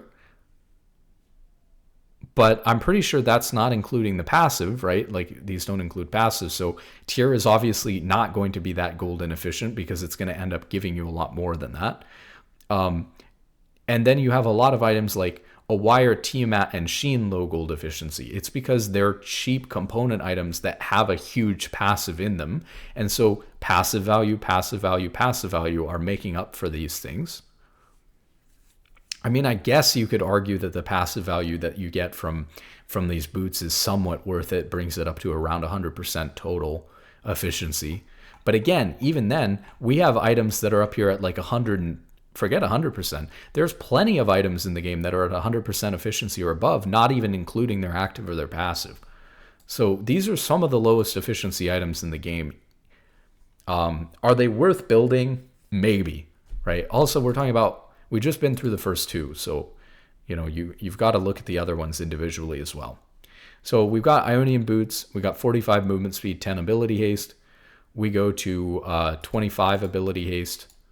So let's see. We get 5 ability haste for free as our free stat upgrade that we get. So we're gaining an extra 10 ability haste and 5 movement speed. So let's go back to our gold efficiency thing over here, and let's talk about what the gold efficiency of 10 ability haste is. Ability haste is worth 50 gold each. So that's obviously going to be quite efficient because as opposed to, 10 magic resist or 10 armor, 10 ability haste is worth a lot more. So now that's worth 500 gold, which is kind of random. So Crimson Lucidity is a lot more efficient already for that. So we're paying 500 gold here essentially just to get our 10 free or our 10 ability haste. We're just paying what we would normally pay for some motes or something like that for our 10 ability haste, and then we get 5 movement speed for free. Again, the 5 movement speed valued at like 20 per instead of 12 would be an extra 100. So we're getting 600 gold worth of stats here on Crimson Lucidity for the upgrade for 500 gold. So now we've got an item that instead of like plated steel caps or merc treads, instead of armored advance and chain lanced crushers, we have an item here that's 600 gold on 500 gold. So it's 120% gold efficient. Plus you've got a passive. Healing, shielding, or buffing an ally abilities against champions grants you 10% if you're range, or 10% if you're melee, 8% if you're range bonus movement speed for 4 seconds. This can be triggered from the same cast instance only once every 4 seconds. So this is really efficient, right? We're getting 120% gold value on the stats that we're paying for this, and we're also gaining this nice passive for free. So this makes it one of the more efficient items in the game. And yeah, that was the only change to Crimson Lucidity. Now, Forever Forward, we'll have to double check that. Does this have the new stats or the old stats? Because this is one where they changed stats on. Total bonus movement speed out of combat, 10% to 8%. Okay, so they've already listed here on the wiki that it's 8%, so that's fine. So all we have to think about is the cost adjustment when we're looking at this here. So Synchronized Souls gives us 45 movement speed. Forever Forward gives us 55. So upgrading it is giving us 10 movement speed. However, what do we get on Synchronized Souls? Triumphant, we already get 5 of that movement speed for free. So we're spending 500 gold just to get 5 movement speed, plus the passive. So 5 movement speed is worth, again, being generous at 20 gold per movement speed, 100. Yet we're paying 500. So now we've got an item here, they're just all over the place with this, that is 100 out of 500 gold, or 20% gold efficiency, the worst in the game. Again, to give us a comparison here, gold efficiency wise, we're looking at Kappa Juice, right, as a comparison, right? There is no other item in the game that gives such a low amount of efficiency. The only reason why all these other ones are lower is because they literally give 0% efficiency because they're only consumables that don't give any stats permanently, but obviously are worth it, or give only like an active or a passive, like a jungle item or consumables, or do something like a control word. So when we're comparing an item that actually gives stats, there's no other item in the game that's worse in terms of efficiency. No other item. So that is crazy. And again, read into the items, like Magi's and Sterix have low gold efficiency, but Sterix gives you so much AD that a huge amount of the stats that you would normally gain from the item is just in its passive. So that's why this is lower. Same thing with Magi's, right? Most of the stats that you get from the item are in the passive. But you're still knowing when you're going in to buy Sterix or Magi's that you're going to get all of this extra value back through the passive. So, and on good users, it'll be so much that it'll shoot this, when you calculate how much the passive is worth, it'll shoot it above the... it'll shoot it well above this 100, well above 100 or even 120% efficiency, and make it comparable with even some of the best items in the game. So just because an item is low on efficiency doesn't mean it's necessarily bad, which we're going to talk about here. So what about the passive? You gain 45 movement speed plus 8% total movement speed, bonus movement speed while out of combat. So let's think about that. Oh, except this is actually only giving you 8% total bonus movement speed out of combat, because the 45 you were already gaining from synchronized souls. So you're gaining 8% total movement speed, bonus movement speed while out of combat. So again, very hard to value, because when we go back to gold efficiency here, out of combat movement speed isn't something that we have a gold value for. So extremely hard to value. Let's use like the lower gold cost, and let's say that, you know, it's going to be low. We're probably even going to want to use a number less than this, would be more accurate, right? We've been using 20 gold, for example, to value movement speed. I would value out of combat movement speed maybe half that, so maybe 10 or something like that. So we could look at it like that, or we could, go back to using the lower amount here that tier 1 boots were giving us. Because of how efficient tier 1 boots were, we could value movement speed quite lowly because of that. But either way, let's just call it 10 movement speed, half as much value for out of combat as in combat, or like all-encompassing movement speed. And let's assume that you have synchronized souls, so you've got an awful lot of movement speed. You may have 400 or 420 movement speed. Let's say you have 400 movement speed. You're gaining 8%. That's 32 movement speed. Times 10 would be worth like 320 gold. If you had maybe a larger amount, like let's say that we had 420 movement speed instead, then we get a little bit more movement speed out of combat. Maybe we use a little bit of a higher gold value as a comparison. We use 12 instead of 10. We get 403. So the value here of the out of combat movement speed, again, it's very hard to value out of combat movement speed, but I would put it somewhere between 320 and 403. So maybe it's worth about 361 or something like that on average. And again, we only got, 5 movement speed or something like that for the 500 gold that we put into this item, which was only worth like 100 gold. So even in a good case scenario for the item, where you had like 420 movement speed and we thought that out of combat movement speed was half as valuable as regular movement speed, it's still just barely worth like 503 gold for the 500 gold that you pay to get it. So would you want Forever Forward as an upgrade? No. I mean, it's very debatable. But again, I would also argue, like with plated steel caps or merc treads upgrades, that when you're sitting at like 100% efficiency, but you could build into an item that's maybe 120% stat efficiency, and with its active and passive considered, it's now like 140%. You're just going to be more efficient by building other items that are much better. Now, if you really want that, and there's no other way to get it. Like, for example, if you really want the out-of-combat movement speed, right, and there's no other item to get it, really, where you've already built the one that you can that provides that. You've already built a Deadman's or a Trailblazer, which are mutually exclusive, by the way. I found out the other day that they're mutually exclusive, which I didn't realize before. So let's say that you've already got that, and there's just no other way for you to get more out-of-combat movement speed, but on a roaming champion, a pike, something like this that really values that out of combat movement speed, maybe you just feel like this is great and it's the only way that you can get any stat like that, and so you go for it anyways because it's not really comparable to something else. Efficiency is not the only thing that matters, right? Again, you're going to have stats that are more important to some champions than others, and obviously this could be for some champions could be good, but it's definitely borderline. On the low end, it's 400 gold worth of stats for 500 gold, and you'd be much better building off into an item that gives you 100 to 120% gold value for your stats and an active or a passive on top of that that makes it even more valuable, 130, 140% gold efficiency or something like that.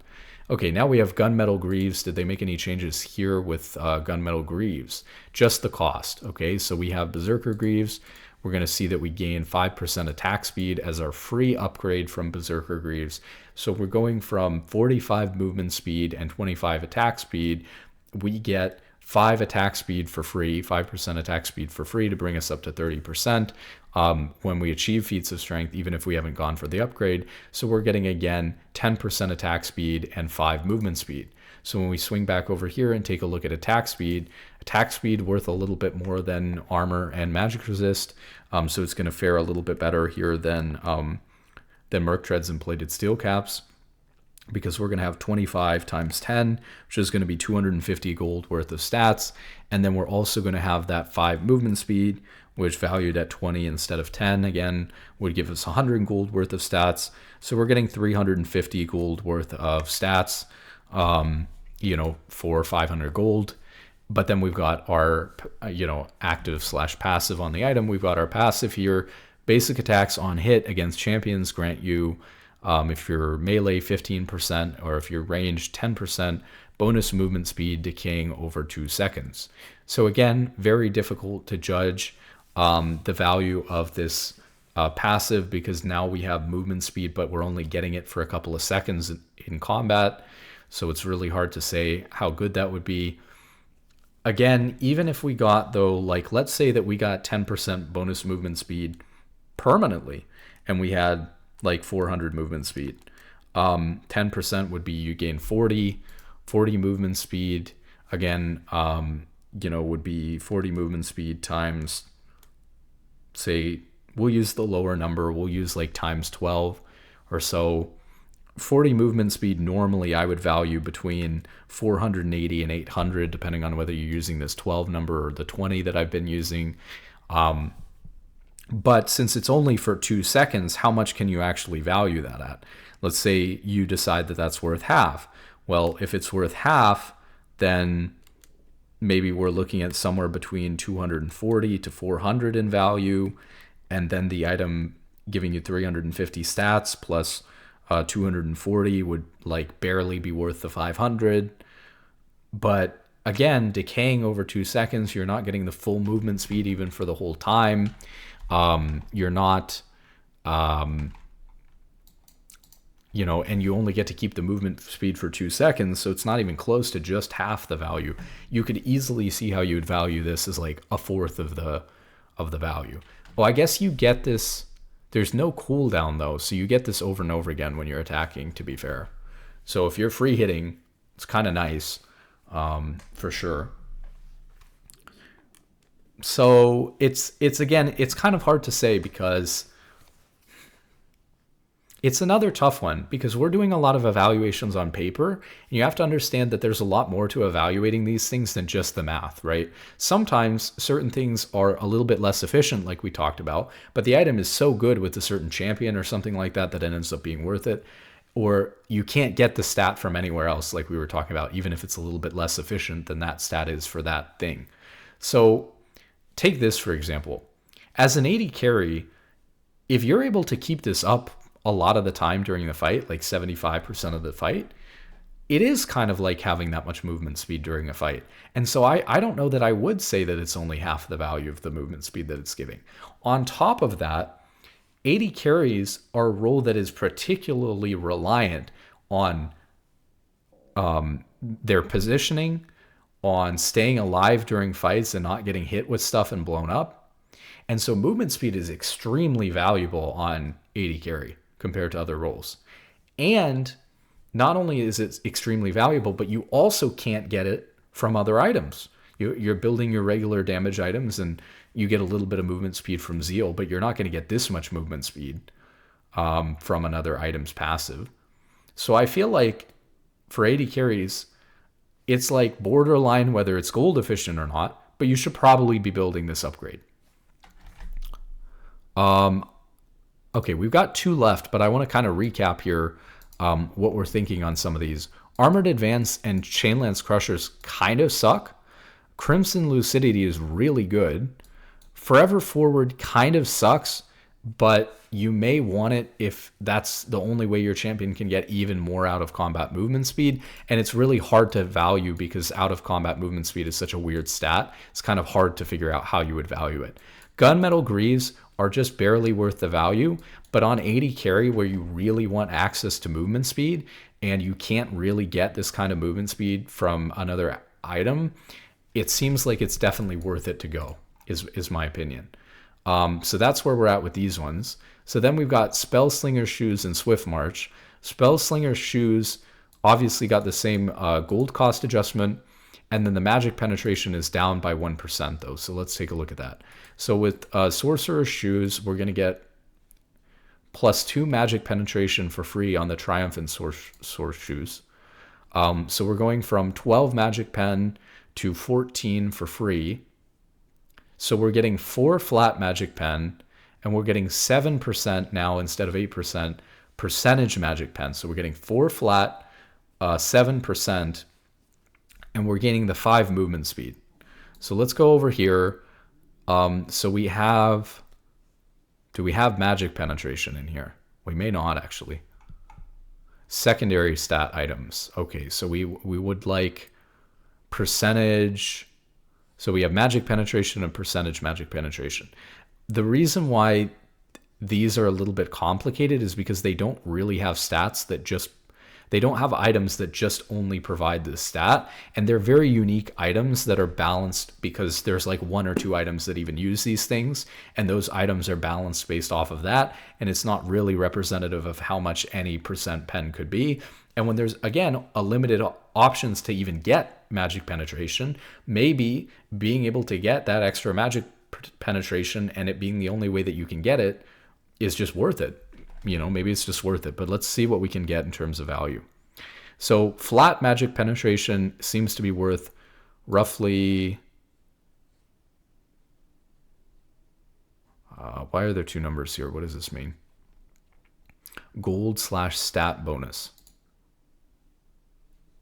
Let's just figure it out ourselves so we're sure about this. So they're using for flat magic penetration Sorc Shoes as a base, and they're taking away the 45 movement speed that you get using the 12 movement speed as a calculation. So we can see here, for example, one of the reasons why flat magic pen might be skewed is if we're valuing movement speed at 12 gold per movement speed, then we're going to overvalue, because movement speed is really worth more than that, we're going to overvalue flat magic pen. So we might do a cost adjustment here, but we'll just do it both ways, and then we'll talk about the differences here, because this is really hard to value. So it's saying that flat magic pen is worth 46.67 each, which is an overestimate, but let's come back here and take a look at that. So we're getting 4 flat magic pen. So that would be 186 gold worth of value of flat magic pen.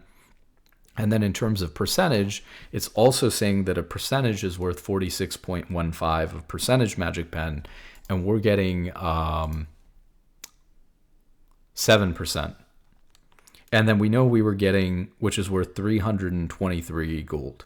And then we know that we're getting movement speed as well, an extra 5 movement speed, and valuing that at 20 gold, we're getting quite a lot here. So based off of these numbers, which I think are skewed, we're getting 609 gold worth of stats on Spellslingers for 500 gold.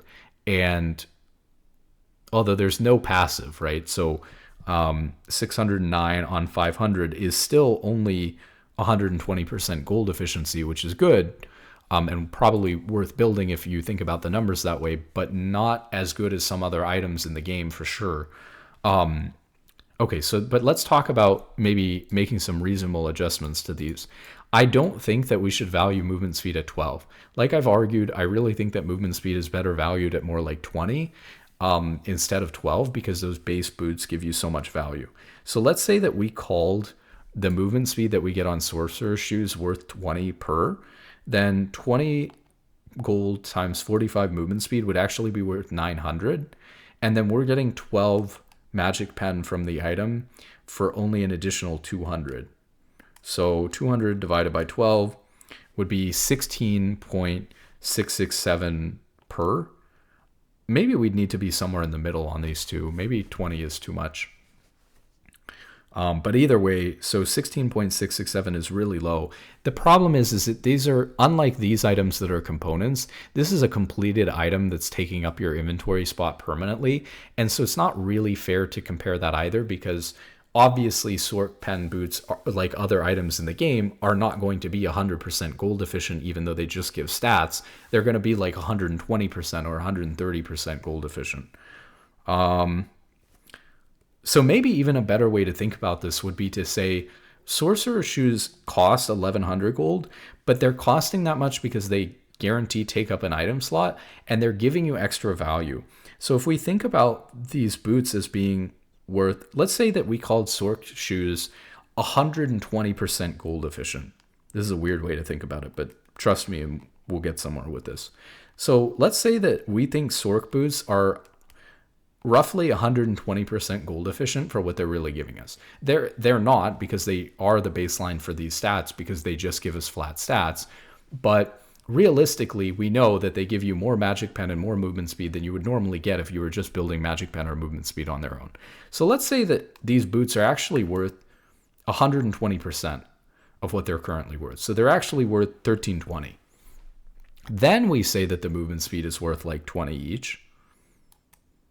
Then we find out that it's like 1320 for the value of the boots if they're 120% gold efficient, minus 900 gold for the movement speed, leaves us with 420 gold to be split amongst the 12 magic pen, which makes magic pen worth about 35 gold each. I think that this is a better estimate, but again, we're into really rough estimate territory.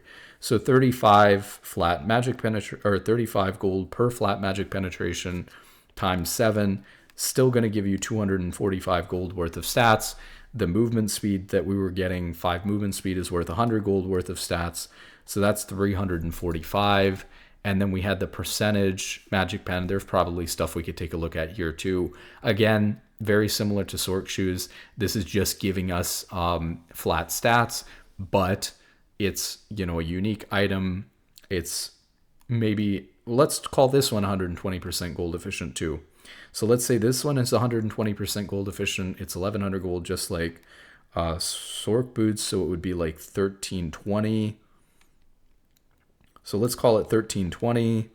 And then we're subtracting the ability power, which is 25 ability power times 20 per ability power is 500. So we end up with 820 gold left over per percentage penetration. We're gaining 7 on the boots that we're looking at. So 820, or actually we're thinking about dividing by 13% here, aren't we? Oh, so it's 63 per.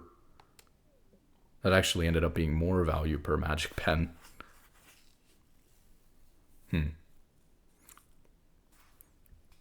Well, maybe this isn't the right line of thinking. Either way, going back to what we were looking at before, I think the difference here is that obviously like Sork shoes are a completed item that's taking up an inventory slot and based off of those super cheap boots, whereas Blighting Jewel is not like that, so they're not quite comparable. I can't just say that Blighting Jewel is 120% efficient. I think that overvalues it.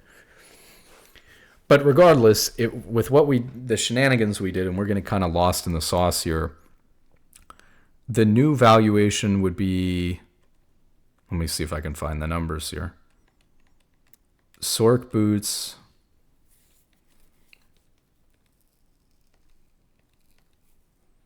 we were getting 245 from the flat magic pen based on our new way of calculating Sork boots. We were getting 100 from the movement speed that we got. And then we needed just that third number from the value that we had before, which was how much we valued the percentage penetration at, which was, I think, 186, but let's double check that real quick.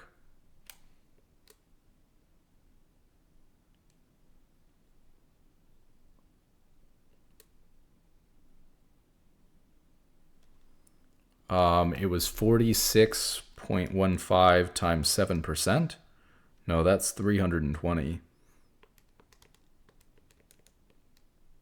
It came out to 668. I may have gotten lost with the numbers here, but basically I had the value of Spellslinger's shoes being roughly between 608 and 668, depending on how highly you value Flat Magic Pen, which is kind of hard to value because I don't think Flat Magic Pen is really worth 46 per. I think it's worth a little bit less because the value of Sork shoes are being brought up by the fact that it's a complete item that needs to be more than 100% efficient, and your boots are only costing you that 12 movement speed per. But either way, is it worth building? Probably, because you can't get the magic penetration from anywhere else, and it is stat efficient, to the tune of about, like, let's see, 668 on 500, somewhere between 120 and 130%, which brings it in line with other good items in the game. And then finally, we have Swift March, 65 movement speed, gain blah, blah, blah. Okay, let's bring this up. So we have 55 movement speed now. We get plus 5 movement speed for free. So we go back up to 60 movement speed. So we're getting 5 movement speed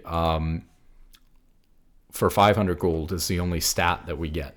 So we get 5 movement speed, which is worth about 100, using that 20 again as a gold value for movement speed. And then we've got our passive. Gain adaptive force equal to 5% of your total movement speed. So again, let's say that you're a champion who has 400 movement speed, and this is going to go crazy on a champion like Hecarim that also has like movement speed steroids built into his kit. That makes you really, really want to get, that's crazy. That makes you really, really want to get Feats of Strength on a champion like Hecarim. Because if you get it, you have like an extra Infernal Dragon on your champion. And if you don't get it, you don't. But that's, because anyway, so if you have 400 movement speed, like a standard amount of movement speed, 5% of that is going to give you like 20 adaptive force. Okay, so adaptive force, kind of complicated, but we'll figure it out. Obviously, a champion that could give themselves a lot of bonus movement speed, like a Hecarim E, is going to get a lot more AD from this. So certain champions like that are really going to like this because he gets extra AD from his passive when he has more movement speed. He's gaining that extra movement speed, and he's gaining this adaptive force. But let's just say in general, because he might be looking at in some situations having like 800 movement speed or an insane amount of movement speed. But let's just think about for a regular champion with 400 movement speed, you're getting 20 adaptive force. 20 adaptive force in terms of ability power is worth 20 AP. So it just be, which is also worth 20 gold. So it'd be 20 times 20. So you'd be getting 400 gold worth of value from the AP, and you'd be getting 100 gold worth of movement speed. So it comes out to just 500 gold for 500 gold of stats. But can you get 5 movement speed and 400 gold worth of AP from another item, and now you're 400 or 500 gold towards an item that has a whole better active or passive that's not just 100% efficient, but is 120% efficient stat-wise, and then another 20% efficient when you calculate how much this active or passive is worth? Yes. So if you're a regular champion or you're a mage or something like that, and you're just going to get some AP, do you want Swift March? Absolutely not, right? But let's think about AD champions now for a second. So if you're getting AD, you get 0.6 AD per adaptive force. So 20 adaptive force, if you had 400 movement speed, would give you 0.6 AD. So you'd get 12 AD times 35 per AD would give you 420 gold worth of AD. So again, very similar situation. You're gaining 5 movement speed, which is worth 100 gold worth of value, and you're gaining 420 gold worth of AD. So is it like a little bit, maybe it's like 105% gold efficient or something like that, but can you get, it's mostly just giving you AD. 4 out of 5 of the stats is just AD. So can you build another AD item that gives you a much better active or passive? Yes. So if you're sitting at 400 movement speed, there's no reason why you should be building this on like a regular AD or AP champion. However, where you're going to get the benefit from is if you're sitting well above 400 movement speed. So if you're sitting at 420, 450 movement speed with swiftness boots, if you have, and this is where it's especially going to matter, if you have a ability that gives you a lot of movement speed temporarily and you really want a lot of AD or AP during that, that could potentially be worth it, like on Hecarim. But on the vast majority of champions, this stats that you're getting is just barely breaking even and probably not worth it compared to building another item. So to wrap up here, thank goodness we're done with all those boots. Quick summary. Armored Advance is barely worth the gold cost, even with the adjustments, and so you may consider it, but I don't think it would be that great to go, as opposed to putting your gold into another item for the stats that you get. Same thing with Chainlance Crushers, including the active and passive. It's just about gold efficient. So it's actually under gold efficient. They're like 60% gold efficient, but when you calculate the value we think we would get from the active or passive, it ends up being a total of around 100%, which is probably just worse than building an item that's giving you 90 or 100% gold efficiency on your stats, or even 110% gold efficiency on your stats, and then even more, bring you to 120, 130% with this active or passive. So these aren't that good, even with the cost adjustments. Crimson Lucidity is like well over 100% gold efficiency for the stats that you're gaining. And then it's got a nice active and passive. So this falls very much in line with other best items in the game that have a total of 130, even 140% gold efficiency. So these are questionable. These you should build like every time if your champion's going these boots and get Feats of Strength. Forever Forward is pretty questionable because the gold value is hard to calculate because you're getting out of combat movement speed. It can be worth it to build it if you really value that extra out of combat movement speed and there's just no other item you can go to get it because you've already built, the one item that gives you a bunch of movement speed, like a Trailblazer or your Deadman's. You've already built that first item and now you can upgrade your boots second. There's just nothing else for you to go that would give you movement speed like that. Then, of course, this could potentially be a good upgrade on champions like that really value that out of combat movement speed. But otherwise, the stats are pretty much flat in terms of their efficiency. You may be better off building another item. Gunmetal Greaves, another complicated one. Its stats and its active are maybe barely gold efficient, but because you can't get a lot of movement speed from other items on AD carry, and movement speed is so valuable on AD carry, I think upgrading it at this cost is worth it because you gain access to that huge amount of movement speed in fights that you just wouldn't have otherwise any other way. And so provides something unique, even if it's a little bit less gold efficient, that you really want and have no other way of getting. So you probably upgrade these, but they have their, they're not super efficient. This is just super efficient. These two, not so great. Then we have Spellslinger Shoes. Gold efficiency wise, I think that they're pretty decent, sitting at like maybe 110, 120% gold efficiency for the stats. You're just getting stats. But again, there's only so many ways you can get magic penetration. And so this being a very limited stat in the game, getting access to that is usually worth it if you like magic penetration and you want it on your champion and you're going this anyways.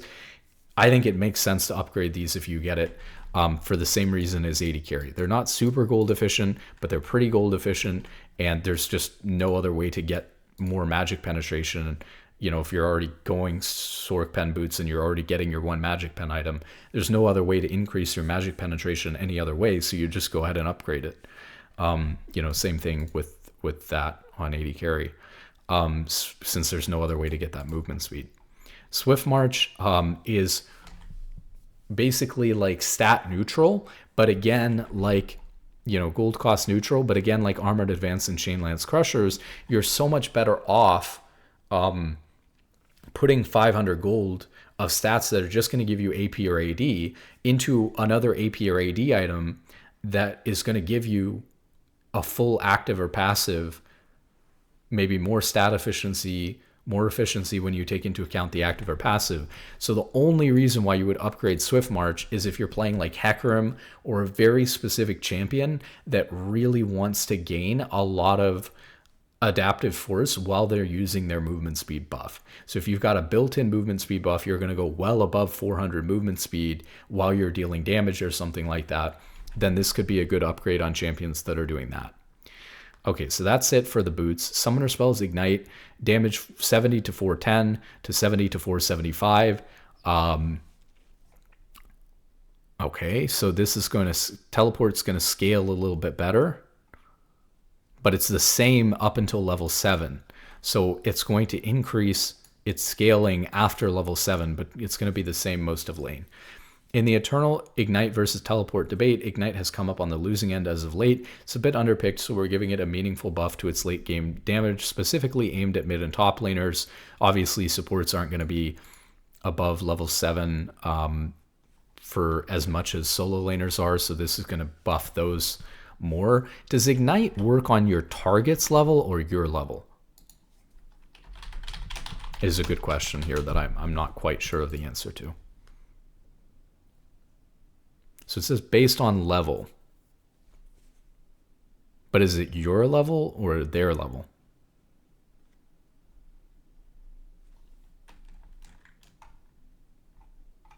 It probably says it somewhere, but we might be better off just Googling it.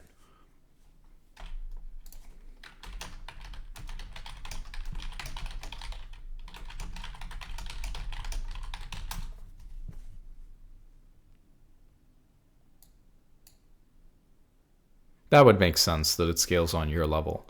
So then that would make sense, right, for this change. So like I said, supports wouldn't be getting that higher level Ignite until a little bit later, so it's going to help solo laners more. It is a slight buff to Ignite on support, though.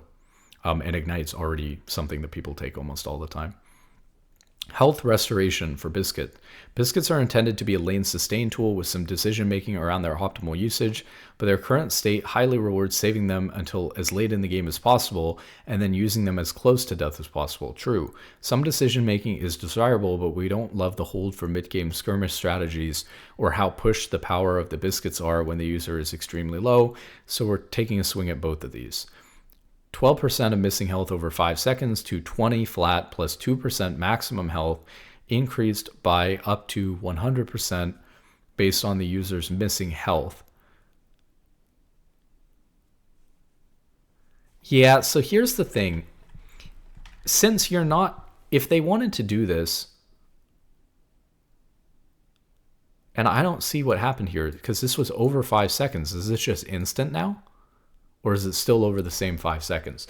The problem is that you gain so much of the health right away. If it was a potion, right, if they want it to be a sustain tool, like a regular potion, just make it take 10 seconds to give you the health back. And then you'll use it in lane as a sustain tool and a way to increase your maximum HP. But the reason why Biscuit is scuffed the way that it is because it instantly gives you all that health back. Now this is weird because, well, obviously there's a lot of changes in here.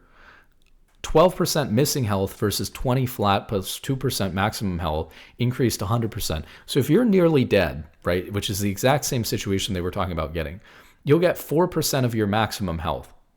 So let's say that you had 2,000 HP. 4% of your maximum HP is 80. So you're gaining 100.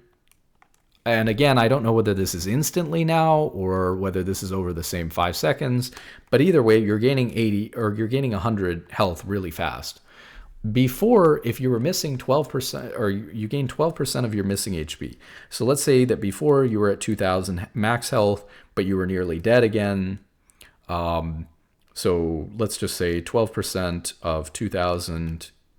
This would be if you were at 0 HP, but it's about the same. Would be 240. So, yeah, I mean, healing for 240 if you had 2,000 maximum HP and you were legit at like 1 HP or 0 is a lot bigger. Even if you were at 50% HP before, and so we were only thinking about, you were missing 1,000 HP, you were gaining 120 if you were missing 12%. If you were missing 1,000 HP and you had 2,000 HP, you were gaining 120 before, whereas now you're only gaining 100. So this is actually just a nerf to the healing overall that Biscuit's giving you.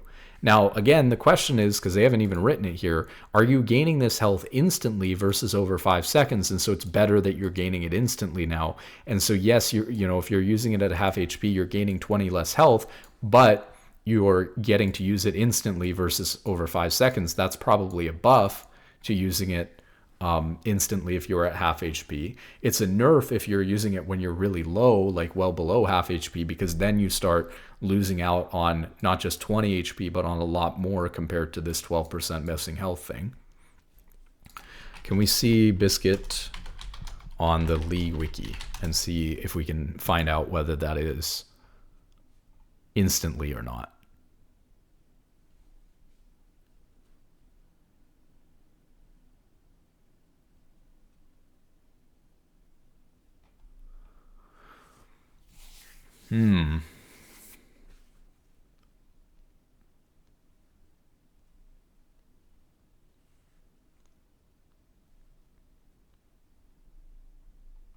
So they haven't added the patch history. They haven't added, this hasn't been updated on the new patch. So I don't know. And probably one of the reasons why they haven't updated is because they probably don't know from the patch notes what this means for the timing of it. I mean, we could hop into a practice tool game and test it, but I'm not doing all that. So look, if it's less HP, but it's coming instantly, that makes it more of a combat thing, right? Because it's less sustain in lane. Like, let's say I'm trying to use Biscuit to survive lane on Braum. If I get half as much HP as before, but it's instantly, then the only way to make value out of that compared to before is to use it in combat as a combat gain HP to bait somebody tool, or gain a little bit of HP during a fight so that I end up having enough to win the fight. Whereas gaining more missing health over time was better. So what they wanted to do here was they wanted to keep this the same, but instead of it being over 5 seconds, they should have made this over 15 seconds. And then you wouldn't have been able to, you would gain very little health instantly in combat, and you would use this mostly as a sustain tool in lane. What they did instead is they griefed the healing, they gutted the healing, and now apparently it may be instant, or at least it's over the same 5 seconds. And if it's instant that you get it, it's even more of a combat thing, because what sustain potion is instant? And if it's instant, it's a combat potion. So I don't know what to tell them. This is completely a botch change in my opinion, and it's really annoying because I like this rune, and now it's worse. GG. Unflinching. Bonus armor and magic resist. Okay, this needed buffed. This is going to be interesting to take a look at. Among the options in the drawer, Unflinching is competing with a Scaling rune Overgrowth and a Kit-bound rune Revitalize. In order to make it make sense in this slot compared to the other options, they read my Braum guide, by the way, we're shifting it to be an early game skewed counter option. Okay, so this is interesting. So I'm going to have to retake a look at the math on Unflinching. Part of the problem with Unflinching is that Unflinching should be better in a situation where you're playing versus a heavy CC support, and it should give you more tankiness than Overgrowth. But even early, Overgrowth was giving you more tankiness from the health than the resistances you were gaining from Unflinching. So Unflinching just sucked. Now, this is not a big buff to it at all, because you're only gaining 4 extra armor and magic resist early, and you're actually losing armor and magic resist on it later. But later doesn't really matter so much, especially at support. You're not going that high level anyways. And it is quite a substantial buff early, enough that it, if we took a look at the math again, I bet it would outcompete Overgrowth in certain situations. So this is a good change, in the right direction certainly, but this seems like maybe not enough. But I don't know. We'd have to take a look at the math. ARAM, so we're finally done. Blah, blah, blah, blah, blah. Bug fixes. Prestige Spirit Blossom Lux is coming out. Bug fixes. And then skins. Obviously, they're releasing a lot of nice Spirit Blossom skins for the theme. And they're releasing Pool Party Twitch And this Lux skin, I think they did a great job with the skins. You know, we've been talking about them. Look at this, 8 skins they've pumped out. I guess they've been hitting lighter on the skins on the previous patches because they feel like this was going to be a big thematic patch release. So I get that. That makes sense. But see, they can... So my question is, can they pump out 8 skins a patch like they did this patch? Or were they able to pump out 8 skins this patch because they've been working on these things for the split release for like months? And it, you know, that's why they were releasing some patches with 3, 4, 5 skins. Probably that's the case. I just don't think they have enough people working on the skins team if they can only pump out an average of 5 or 6 skins a patch, to be honest. But this is obviously one with a lot more because this is the start of a new thematic split, and so they have a lot of great skins to come out with the thing. Okay, well, that's it for the patch. With that being said, good luck in solo queue and have a wonderful day. I have no idea why Kai'Sa's build is doing this or whatever. Can we refresh? Maybe it's just... It may just straight up be a small sample size. Look at that. Infinity Edge, in just the time it took me to do the patch notes, boom, we're already even between Rageblade and an Infinity Edge. So, I mean, we would expect Yuntal as a scaling item. If you finish the game with just Yuntal, obviously you're doomed. So we would expect that to have a little bit of a lower win rate, but it's doing much worse than last patch. I didn't see anything that would suggest that it should be doing worse than last patch. In fact, you know, the crit build, which I think would scale better, like once you get to 3, 4, 5 items with it, it's better. There being more objective bounty gold in the game, like we talked about, should maybe seemingly help this kind of a build. So maybe it's just off to an unlucky start here in the first couple of hours of the patch. So anyways, with that being said, good luck in solo queue and have a wonderful day. Oh, you know what? I'm going to say the outro 3 times, by the way. You know, it's crazy. You know how I yapped so long that actually solo queue's up? It started 8 minutes ago. So especially because solo queue's up since I stalled for so long. With that being said, good luck in solo queue and have a wonderful day.